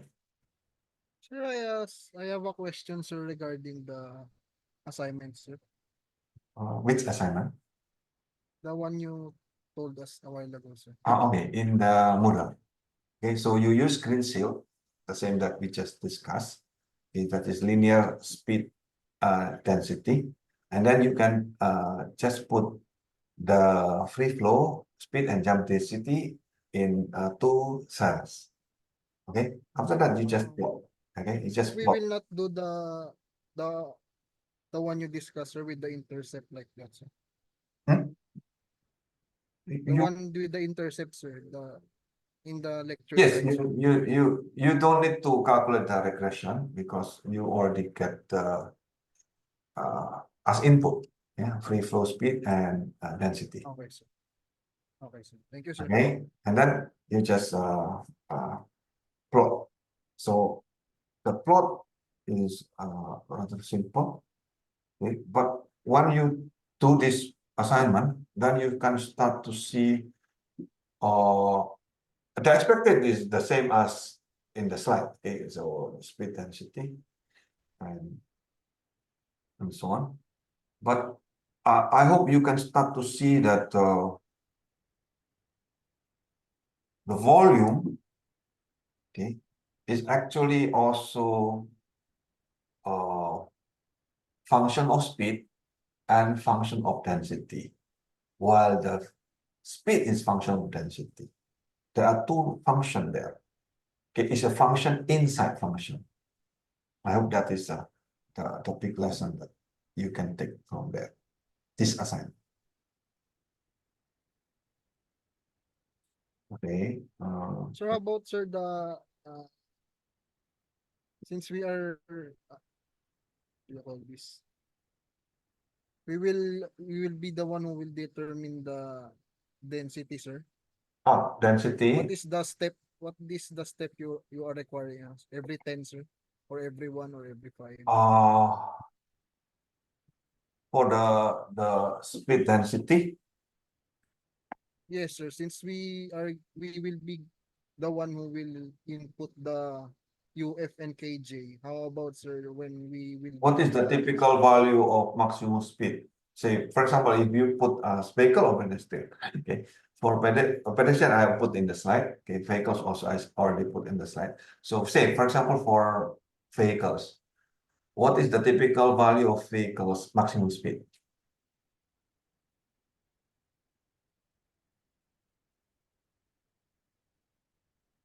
That's for the UF, sir. Yeah, what is the maximum speed typically in one lane?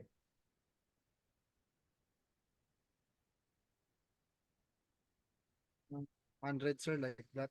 Say 180, yeah, or 60. It's fine, right? Yes, sir. Around like If you put 200, that is too high, isn't it? yes, sir. It's Right. not So realistic. you can see the number that makes sense. Okay. Yes, How sir. about the maximum jump density? Yeah. Yeah. The maximum density, in this case, jump density. Nah? So what is the typical value? Then depends on the vehicle length and the space, isn't it? Yes, sir. But so what is the typical length of one vehicles?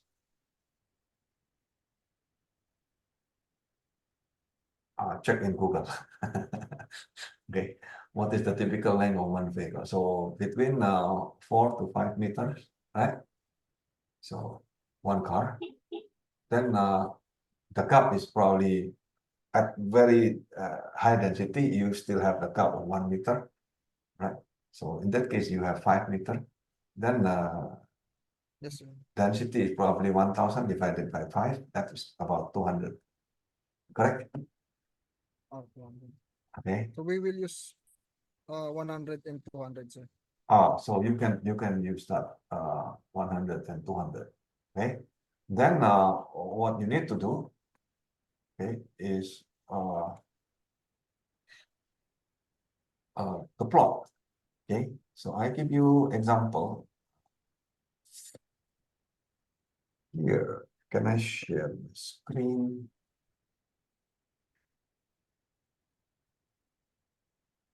Yeah. Can you see my Excel? So this is the, so I put 2 lanes here, and then I put some observation that I put here. Okay, so then from here I can calculate. Okay, this one, right? So if you plot this, yeah, this is the plot. Okay, and from here, okay, if you click this, okay, and then you do right click, you can add the trend line. Can you see? Okay, so from the trend line, okay, you put linear, right? And then you can put, say you put the display on the chart and then put R square, okay? Then you can put this graph, yeah? This is the typical value of regression. So you can see this is the one that with X, 0.32, and then this is 80 is the maximum speed. This one is the slope, okay? So the slope, okay, that is the same as minus UF per kg. So if you know the slope, okay, or you can also use directly, yeah, the function in Excel. Can you see slope of this now? Or in Excel, you can also use the, if you have the data, so you can put intercept, yeah, okay, and then you can get directly the value. Okay, this is represent the UF, yeah, based on this data. Data you can create on your own, no problem. Okay, and then from there you can get the kg.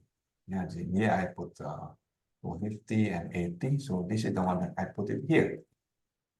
Okay, so say you don't have the data, you can input directly from UF and kg, right? And this is the formula. Okay, and from here, can you get the capacity? Yes, just 1/4, right? 1/4 of this. Is that correct? Okay, 1/4 of UF and kg. Okay, from there, okay, what you can do? You can plot, nah? You can plot K, yeah? You can plot K, say 1, 2, maximum, right? Maximum in this case 250, right? Okay, so So the step, sir, is 1. yeah, you can put any, you can put step 1 and so on. So from there you can calculate the U, right? So U is just based on the formula. U is UF minus K, you know the K, and then UF is you know also, and KJ you also know. So you can get that. Isn't that easy? Right? And then because you know QUK, right? So this is just U times K. So you get the you can get the speed and the flow. Yeah? If you know the density is from 1 to 250 here. Okay, then you can plot. This is just speed and density you plot. Yeah? This one, this is the K and Q, and here is the plot of U and Q, and this one is the plot of U and M. M is the area module. This case is very simple, 1 over K. Yeah, this is a pedestrian. So from there, you can see the plot easily. You can plot only in Excel, right? You can plot also U and other M and so on if you want. Okay, and then you can also, for example, if you have a certain, you know the capacity, okay, and you know the length, right? So if you know the congestion level, okay, say you put at flow, certain flow rate that you input, say, okay, say 2000 something, okay, and certain length, then you know the speed. And from there, you can also calculate the travel time. Yeah. I hope with this you can get everything. Okay. Assignment so that you can practice. Is that okay? Rather than practice in the class, so assignment. I think this is nice assignment. Can I share my screen, sir? Oh, sure, If sure. it's You correct, already did? what I understood. Okay. You can you are co-host, so you can share your screen.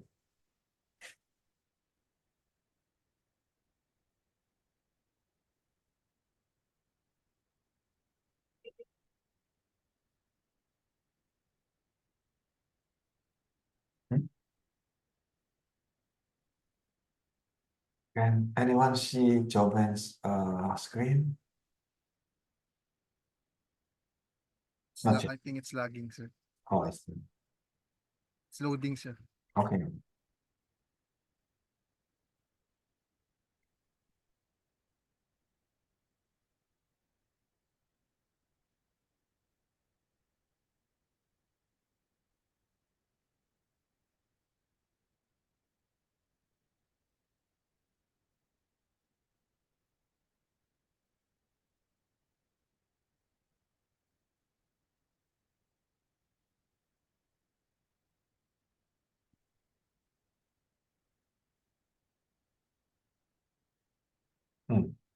Quite some fun.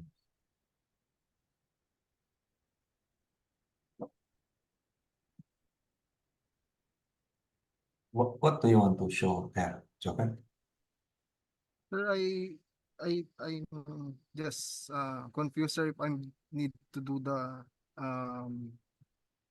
regression, sir, since UF is and KJ is already based on the instruction on the model, sir. Oh, We will be the one who that will give the value of UF and KJ. yes. So you in this instruction in Moodle, you don't need the regression. Oh, I see. Okay, but if you want, you can add, no problem. Okay. And in based on the instruction in Moodle, also you don't need to calculate the time and travel time. Okay. But if you want, you can add so that you can be well equipped. Yeah. Anyway, the formula is already there. Now, at least my understanding is at least you need to know how to plot. Okay. And by plotting this, what I hope for you to learn is look at this. This the speed is actually function of density, right? And then the flow is a function of both. Flow is function of both density and speed. That one is that you. I hope you can understand.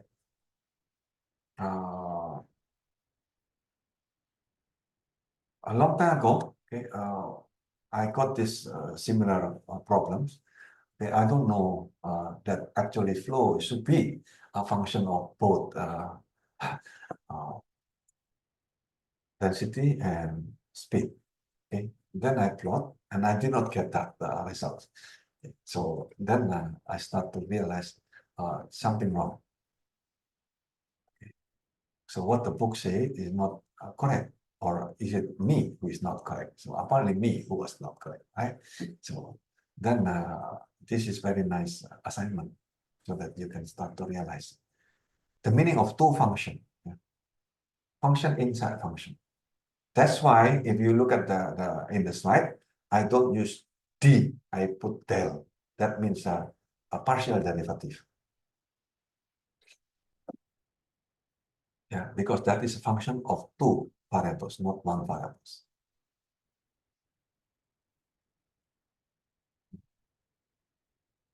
Very big difference.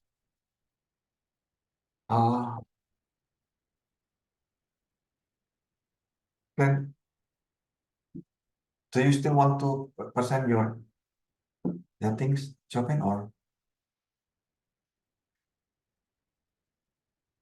where is she?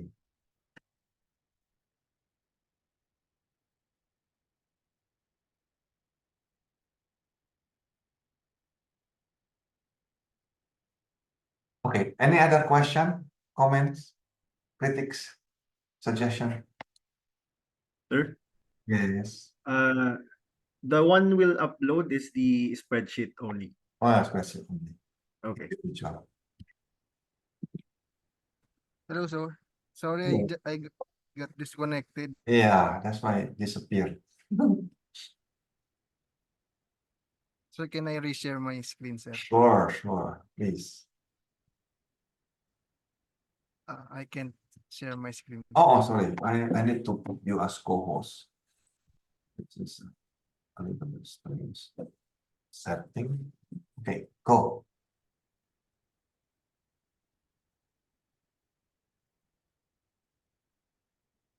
There, sir. Is Yeah. that right, sir? Okay, That's the first this is the plot between K and U. Okay, the next one is you need to put plot between K and Q, and then U and Q. U and Q in the last one, sir. Yes, correct.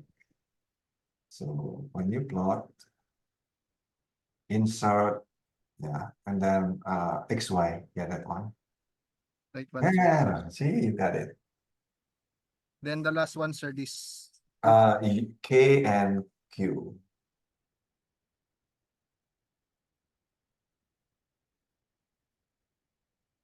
Okay, and then just plot. that one, sir. Okay, see, you then got, yeah, exactly like the slide, isn't it? Okay, sir. Okay, Then so the you rest, just, sir, will be the computation part, sir.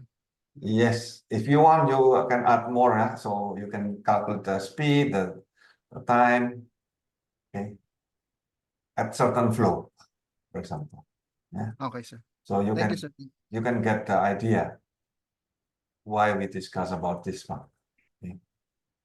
Okay, sir. Thank you so much, sir. Thank you. Yeah, I think easy assignment, yeah. He already did it in the class, you see.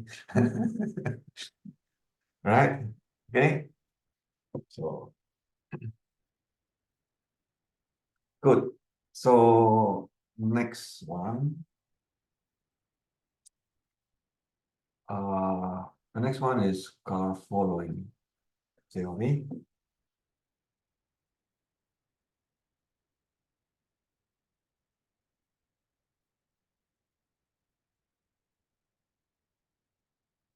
Yeah.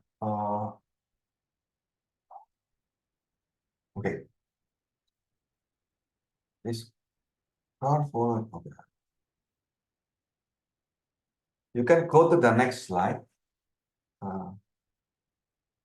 Car following model. Okay.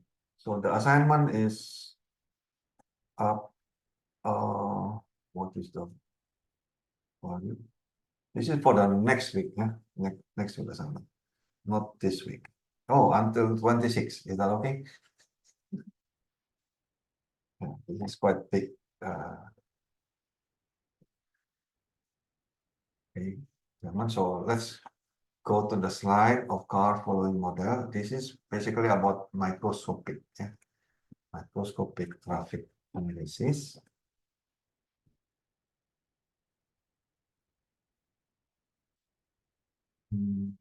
Where is my zoom? Yeah. Okay, let me share.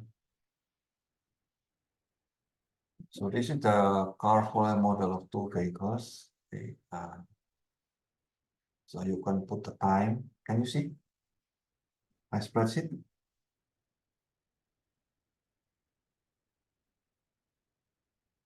Okay, and this is typically the first vehicle and is a certain value. Okay, and this is the second vehicle, so just two cars. Okay, this is the acceleration, and this is the relative speed. This is the position, okay, and this is the spacing between the two vehicles. Okay, and there are certain, because you are dealing with microscopic, so you want to know what is called PF, reaction time. So you can just put there, for example, I put here 1.5 seconds. And then initially you put the first vehicle 50 meters behind the lead vehicles. So from there you can calculate in Excel Okay?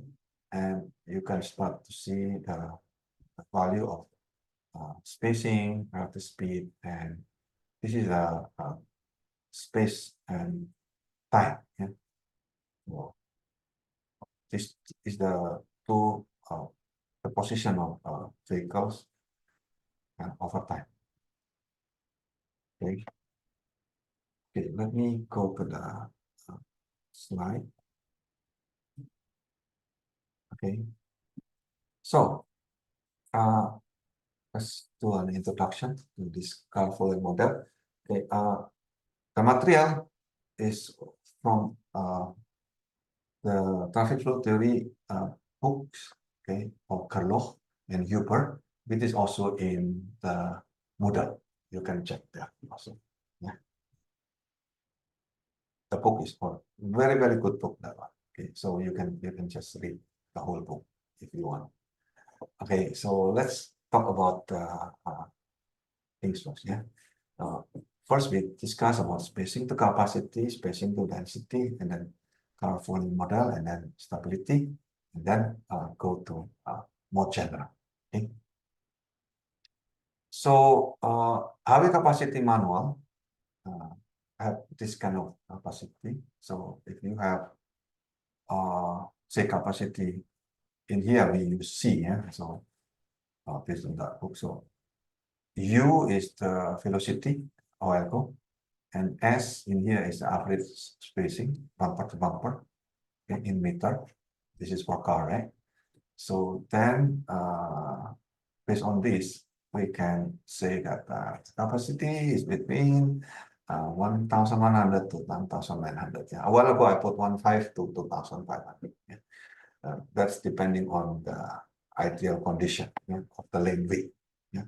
So typical lane width is between 2.5 to 5 meter, isn't it? So example, yeah. So example, say you have a single lane, okay.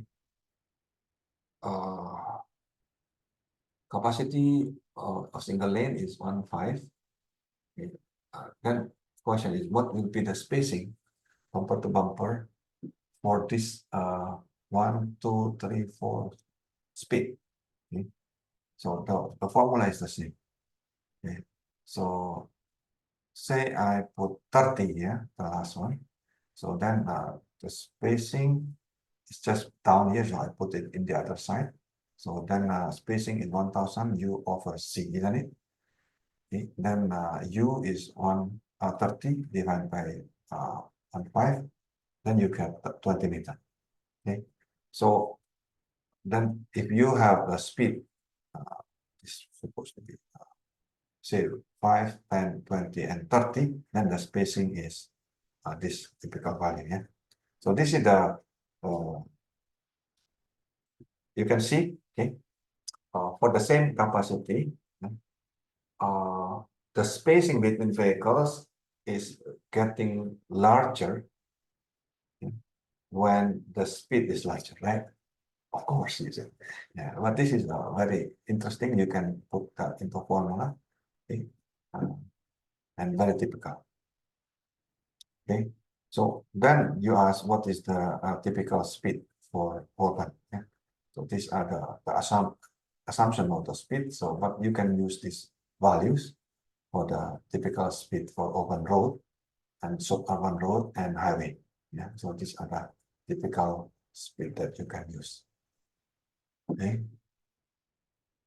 Now, a while ago we discussed macroscopic level, right? Speed, space means speed, flow, and density.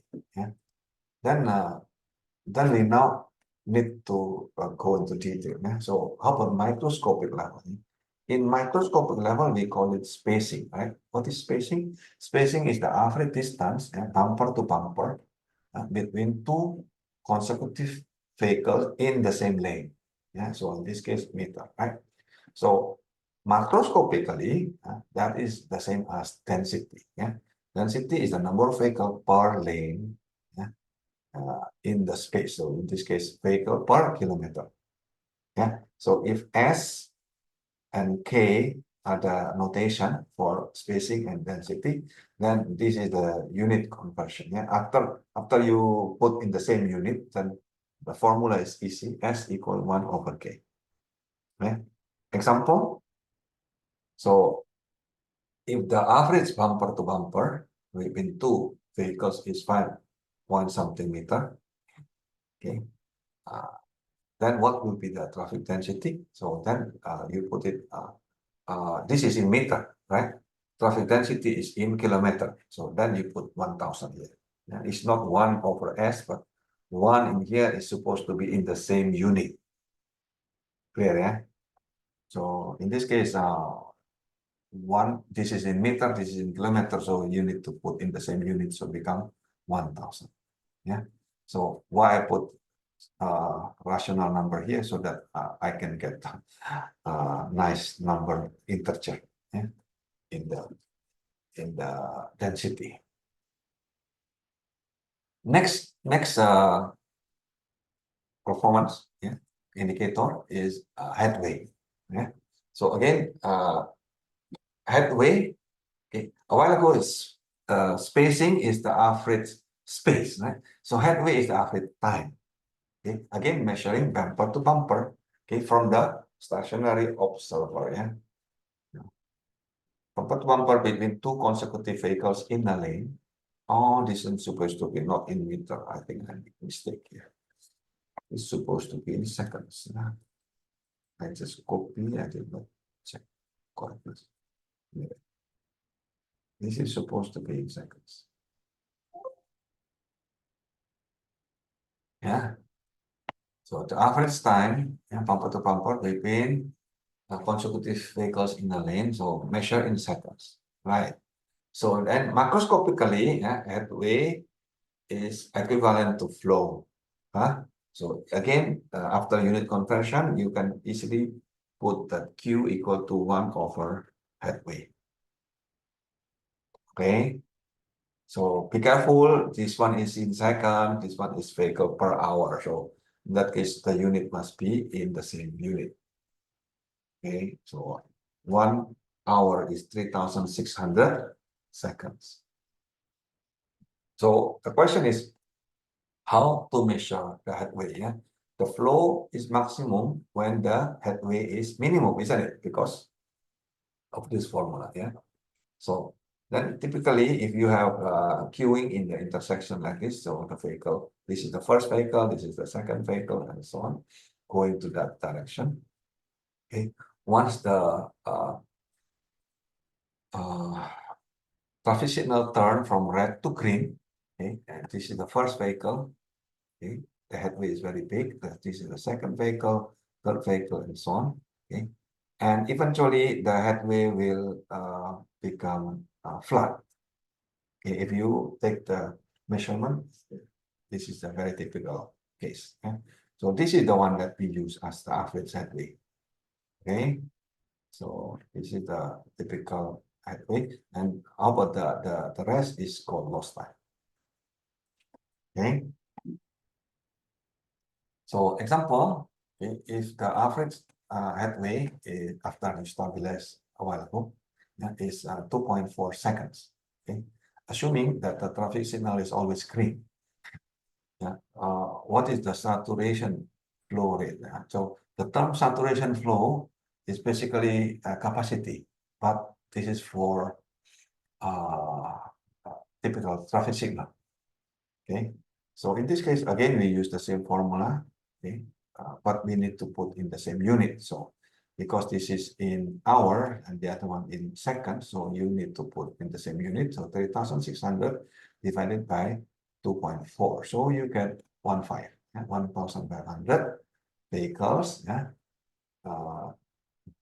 assuming all green hours. Yeah, also green per lane. Yeah, this figure represents the capacity of lane in the intersection, assuming the traffic signal is always green. So this is the one that you use, okay, to distribute, okay, the flow in the traffic in the intersection. So imagine if you have two phase in the intersection, then you need to distribute divided 1.5 divided by 2. Okay, if you have a three phase, then mean only 500. That is the problem in the intersection. Okay, so in urban area, okay, the congestion level mostly happen of two things.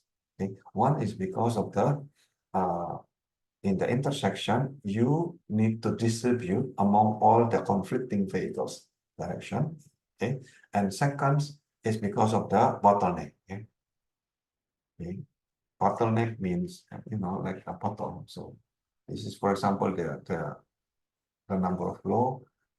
Okay, so become smaller. If this is the lane, suddenly less number of lane. From 2 lane become 1 lane. The traffic is in that direction. Okay. So this is called bottleneck. Yeah, the neck of the bottle. Okay. So in macroscopic relationship, we have the fundamental traffic flow a while ago. Q is equal to U times K, isn't it? So the flow equal to the space mean speed times the density. Yeah. So and in microscopic, yeah, we have similar but the other way around. Okay. So we have S equal to V times V times H. Yeah? S is the space, the average space. V in here is the average individual speed, and then H here is the average headway. Okay. So up to here, is there any question before I go to the next topic?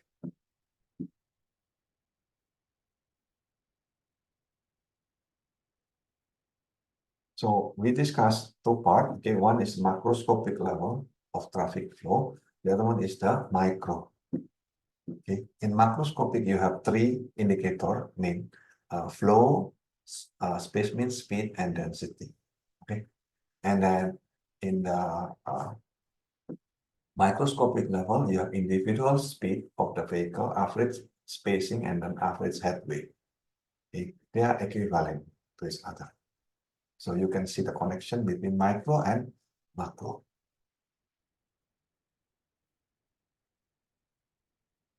Okay. Is there any question?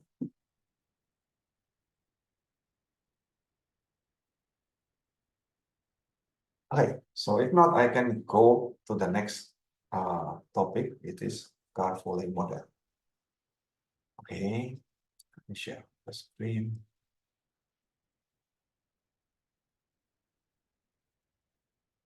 So car following model originally in 1950 by Russell. Okay, the model is something like this. Yeah, you have the response.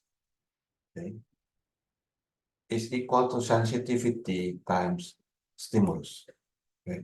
The response of the successive driver in the traffic stream is either to accelerate or to decelerate, okay, in the same proportion, this is the assumption, with the magnitude of the stimulus at time t, this is the time important, and then it begins after a reaction time t, this is the lag. Yeah. So sensitivity here is a constant in this case. Yeah, this is in 1950. This is the one that you will use for the next assignment. Yeah.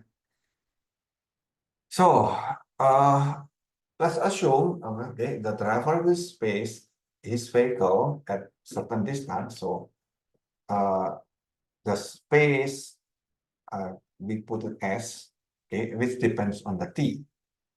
Okay, so let's assume there are two vehicles, okay, the lead vehicles and the following vehicle. So the distance between the lead vehicle and the following vehicle is S. Okay, so that okay, in the event of emergency stop by the lead vehicles, the second vehicle will come to rest without striking the lead vehicle. Of course, this is very good assumption, isn't it? You don't allow any collision. Fix this English problem. Okay, so let's put the initial notation so that you can see. Okay. So X represent the position of the vehicles. Okay. The vehicles, I put it in the subscript here is the number of vehicles, for example, 1, 2, 3, and so on, at time t. Yeah. V is the velocity of that vehicles at time t. Okay. And then AI is the acceleration, and L is the distance between bumper to bumper at rest. Okay, and then capital T represent the reaction time, yeah, the lag, which assumed to be constant, the PF time.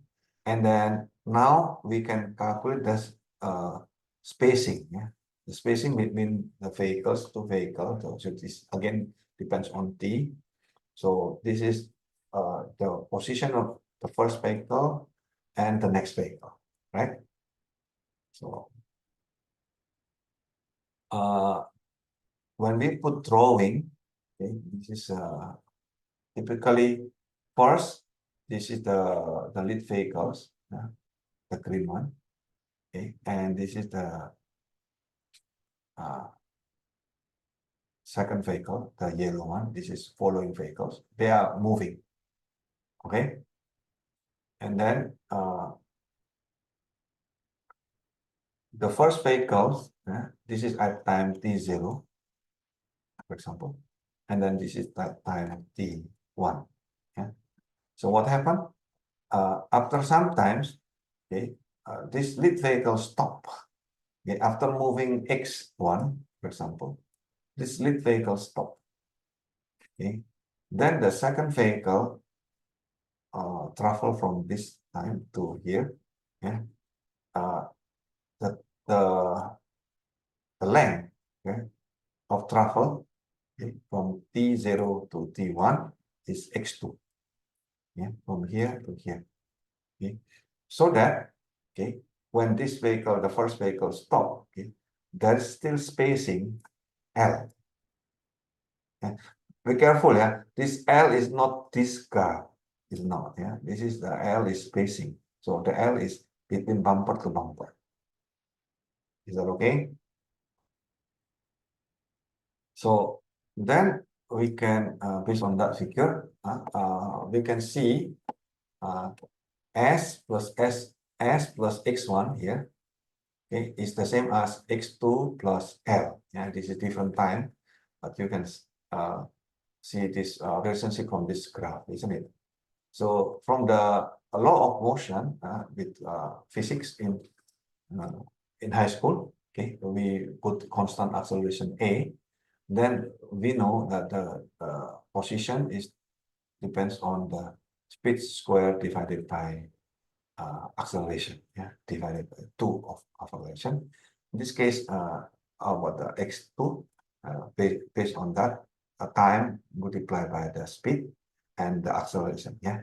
So in this case, this is the time to travel because of the reaction, yeah. This is the reaction time, okay. Now, if we assume, okay, the speed is the same, yeah, because they are following each other anyway, right? So let's put that assumption of 3. Okay. In that case, we can simplify this, yeah. So in this case, we can have S is the space between the two. It is x2 minus x1 plus L. Okay. That is the same as this value. So if we look at this value, okay, I can put this L as A, this T times V as P times V, and then V square times certain value, yeah, C and T. Yeah, this is the model form, right? So, for example, okay, let's take the example. So if you know the L, one go, is 5 meter. So, and then the maximum difference between in deceleration is 0.5. This is basically A1 minus A2. Okay. And then when the preceding vehicles decelerate at at 2.5. This is basically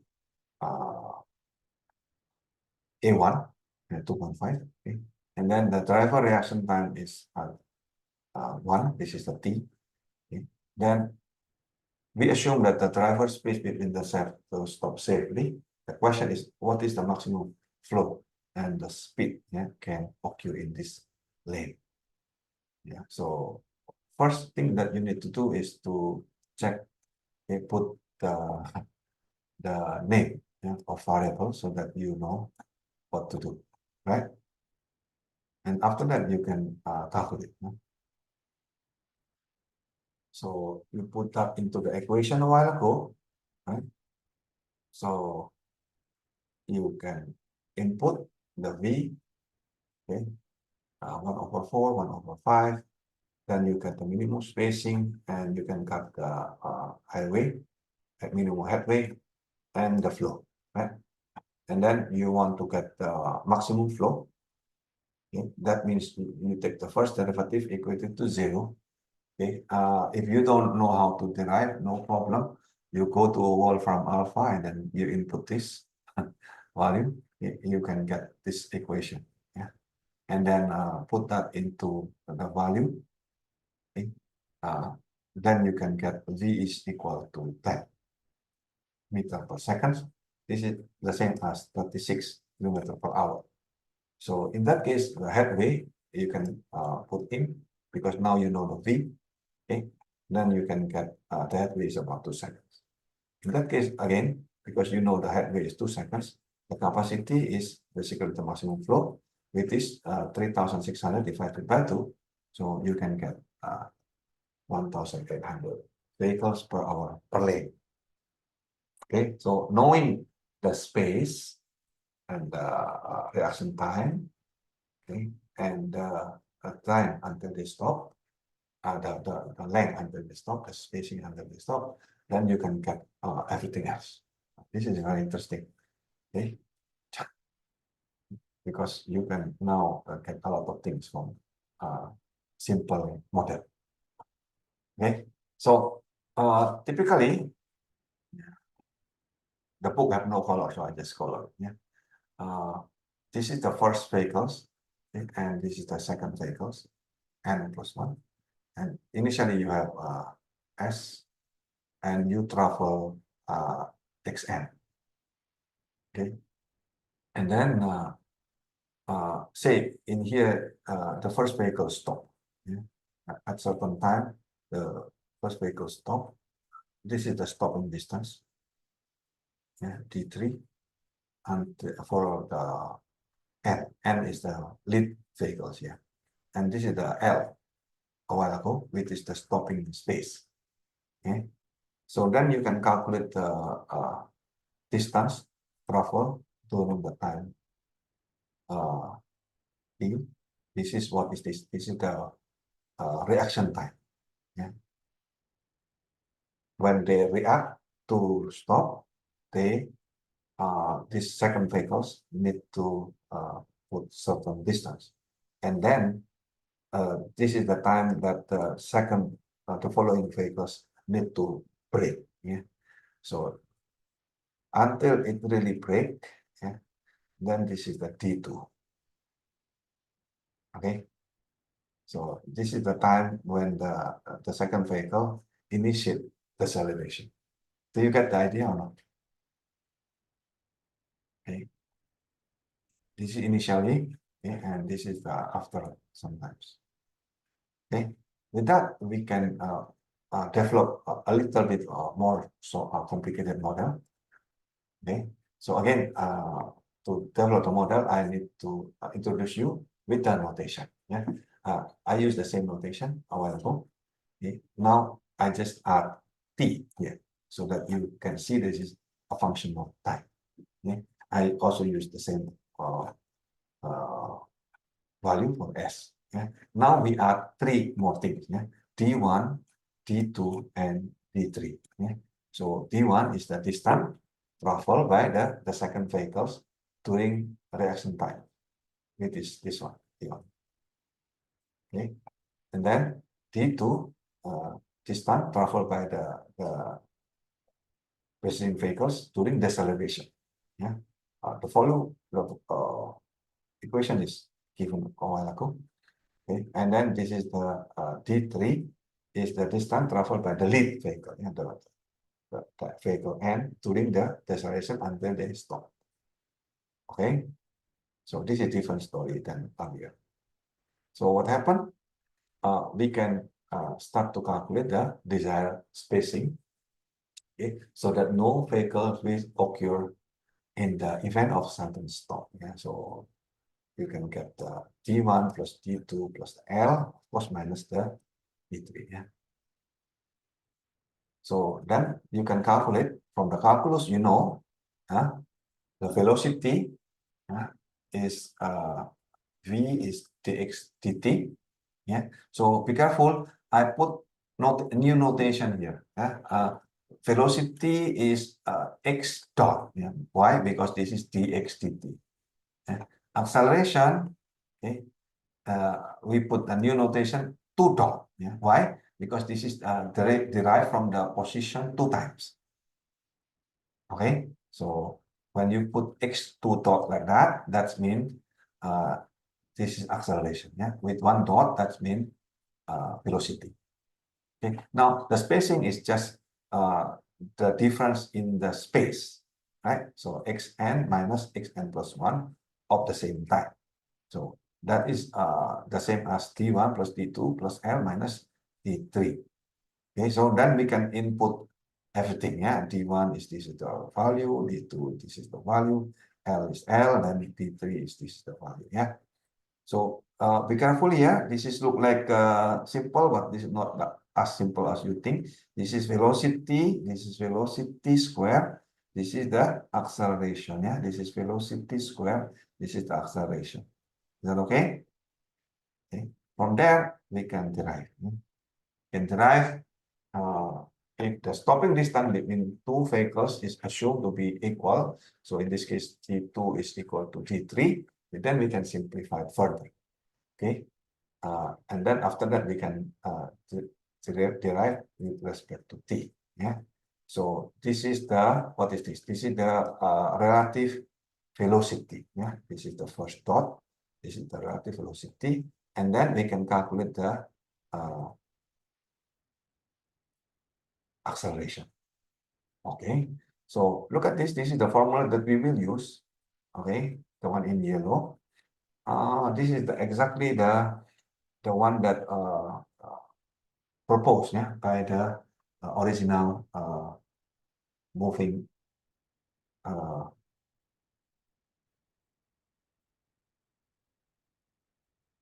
what's this, the vehicle moving theory. Yeah, so this is the response equal to the sensitivity times the stimulus. Yeah, this is the response. The response is the acceleration.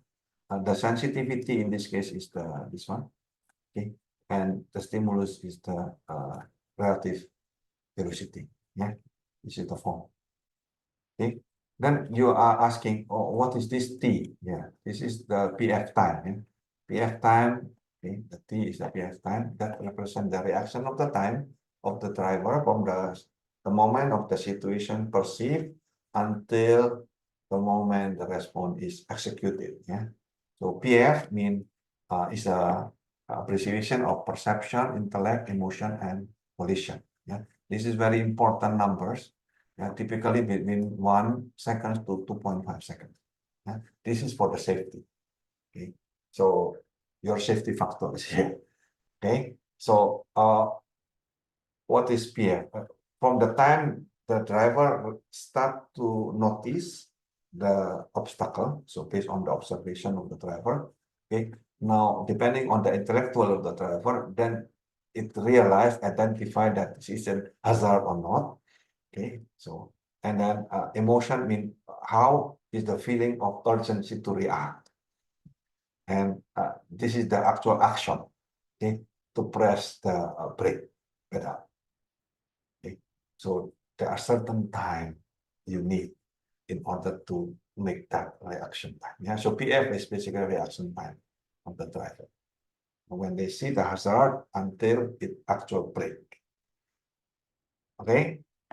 So then we can, based on this, okay, we can use this to simulate. Yeah, we can calculate the simulation based on the typical. This is a very typical formula that we can use. This is the acceleration of the second vehicles. Yeah, this is, we assume two vehicles only. This is the velocity of the first vehicle. This is the velocity of the second vehicle. T is this capital T represent the PF time. Yeah, this is constant. Okay, what is this? This is the velocity. I is 1 or 2. Yeah. So this is also the velocity of the vehicles. Okay. T plus 1 means the previous time step. Okay. So the velocity depends on the acceleration. Okay. The position, this is x is position. The position depends on the velocity. Yeah. This formula is called Euler integration. Euler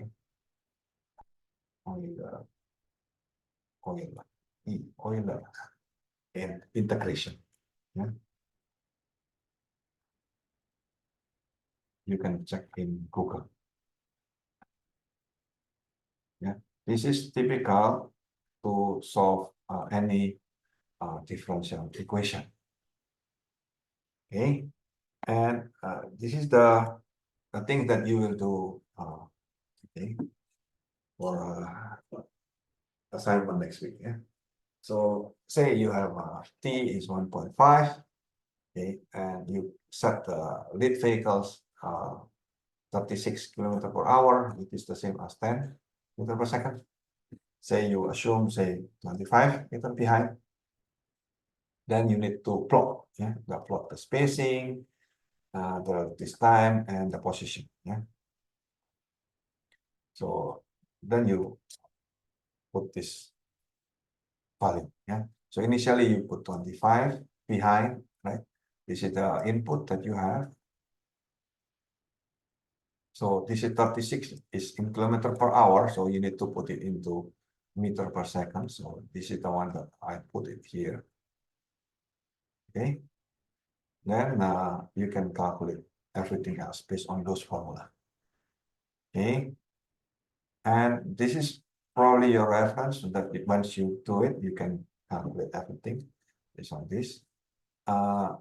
This value also in the book, yeah, of Gerloch and Huber.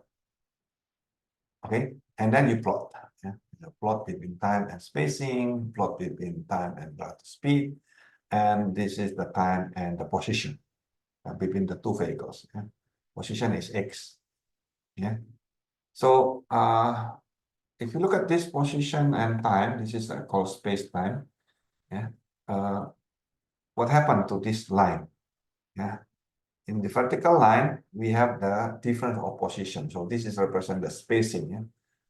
So, and what happened to this horizontal between these two? This represent, okay, the time between the two vehicles. That means the headway. Okay, and the slope here. Okay, the slope here represent the speed of the vehicles. Yeah. So this is in any space time you need to know, and you can get the spacing, the headway, and the speed. Yeah? So to do that, you can I already give you the specific formula. So all you need to do is just put the first two values here. Okay, and of course this one, and then the rest is just copy down. Okay, and from there, when you create, yeah, if you change the reaction time, okay, to what ago was how much 1.5, right? So when you change the reaction time, then the spacing become oscillation. The spacing become oscillated like that.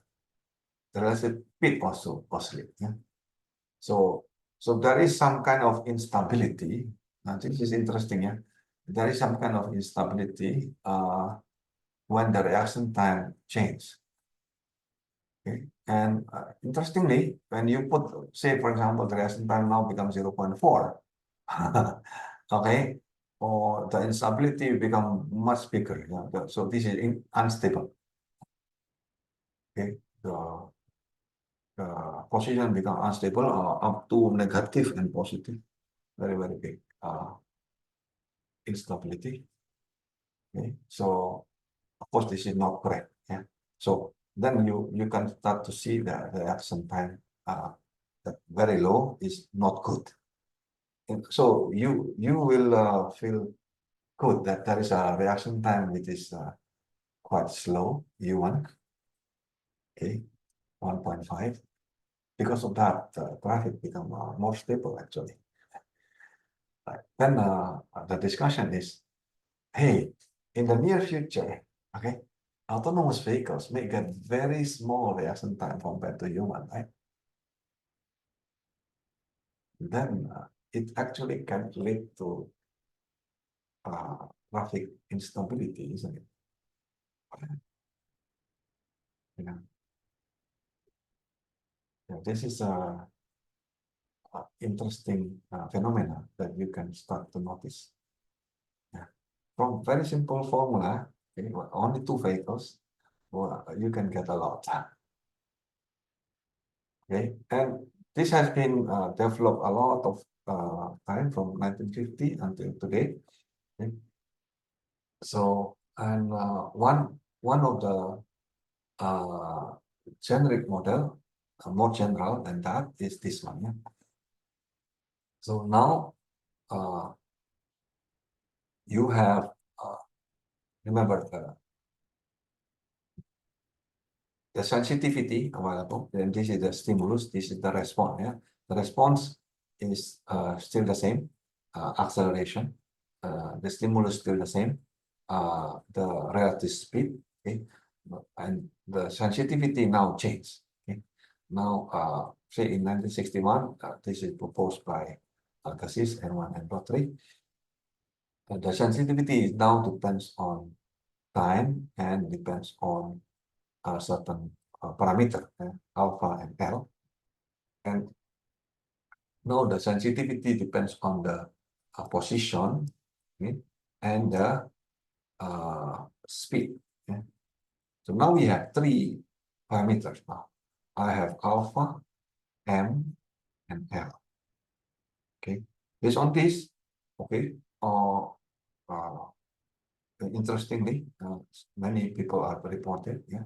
So in 1975, for example, depending on your value of L, M, and alpha value, okay, then you can get very different values. Yeah, you can start to see these other different of steady state formula. Okay. Now you have this is called Greenberg model. This one is the green sheet model available that we discussed. Okay. So for green sheet model, you need to get L is equal to 2 and M is 0, right? And so on. So there are many different models that you can develop based on very simple model here. Yeah, and these are the general typical value based on that available. So this is the speed density relationship. Yeah, can be linear. This one, the green sheet available is linear, right? So, but can be also non-linear like this. Yeah? So depending on the M and L values, then you can have a very different mixed speed density relationship. Yeah?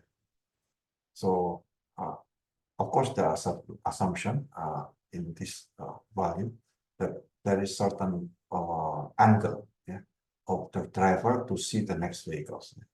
So that is this is the assumption that we use.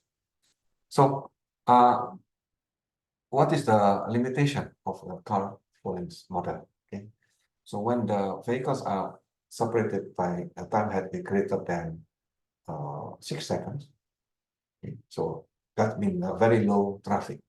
Yeah. So then the preceding vehicles is actually not influenced by the lead vehicle, right? Following precedent. So in this case, car following model is not realistic. Okay, so you can use car following model to model the one that is actually dense. Okay, but when very low density traffic, you cannot use this model.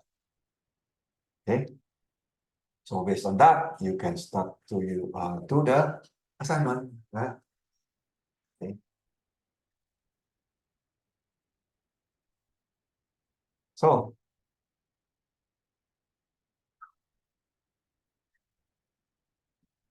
any question?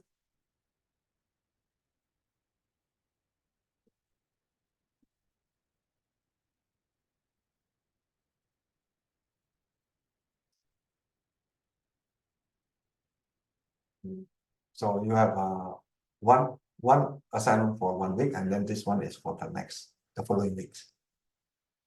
Okay, so because this is harder, so you can make more time.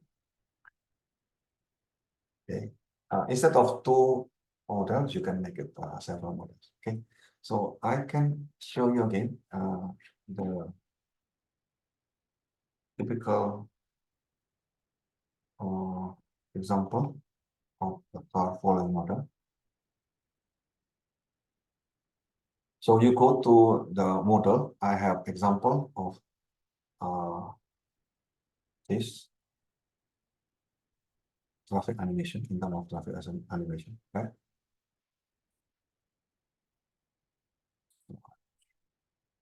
The room.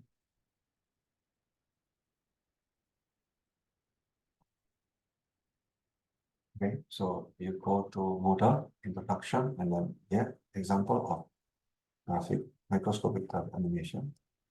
This is based on the formula available. Can you see? There. Yeah. So you can set the settings, what are the calls, and supposed to be there.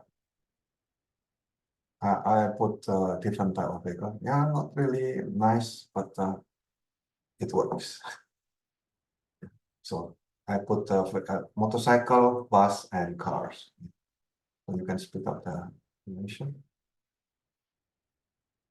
Right. Yeah, the animation is not good, but it still can work.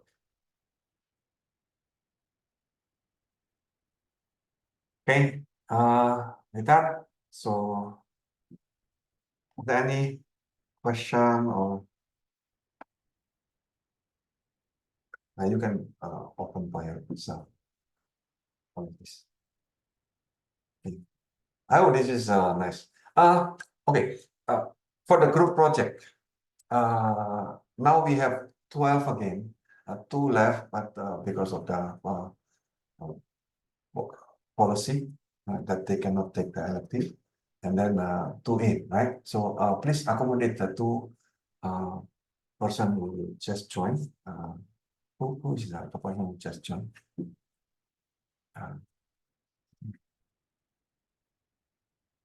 So please accommodate so that in your group we have 4 person in that case. Is that okay? Or you can split 3-3-3 if you want to make 4 groups. Okay, and please update the first group grouping, the name of the person, so that we can also take. Okay. Okay, with that, so thank you very much for today, and see you next week. So next week we have quiz and assignment.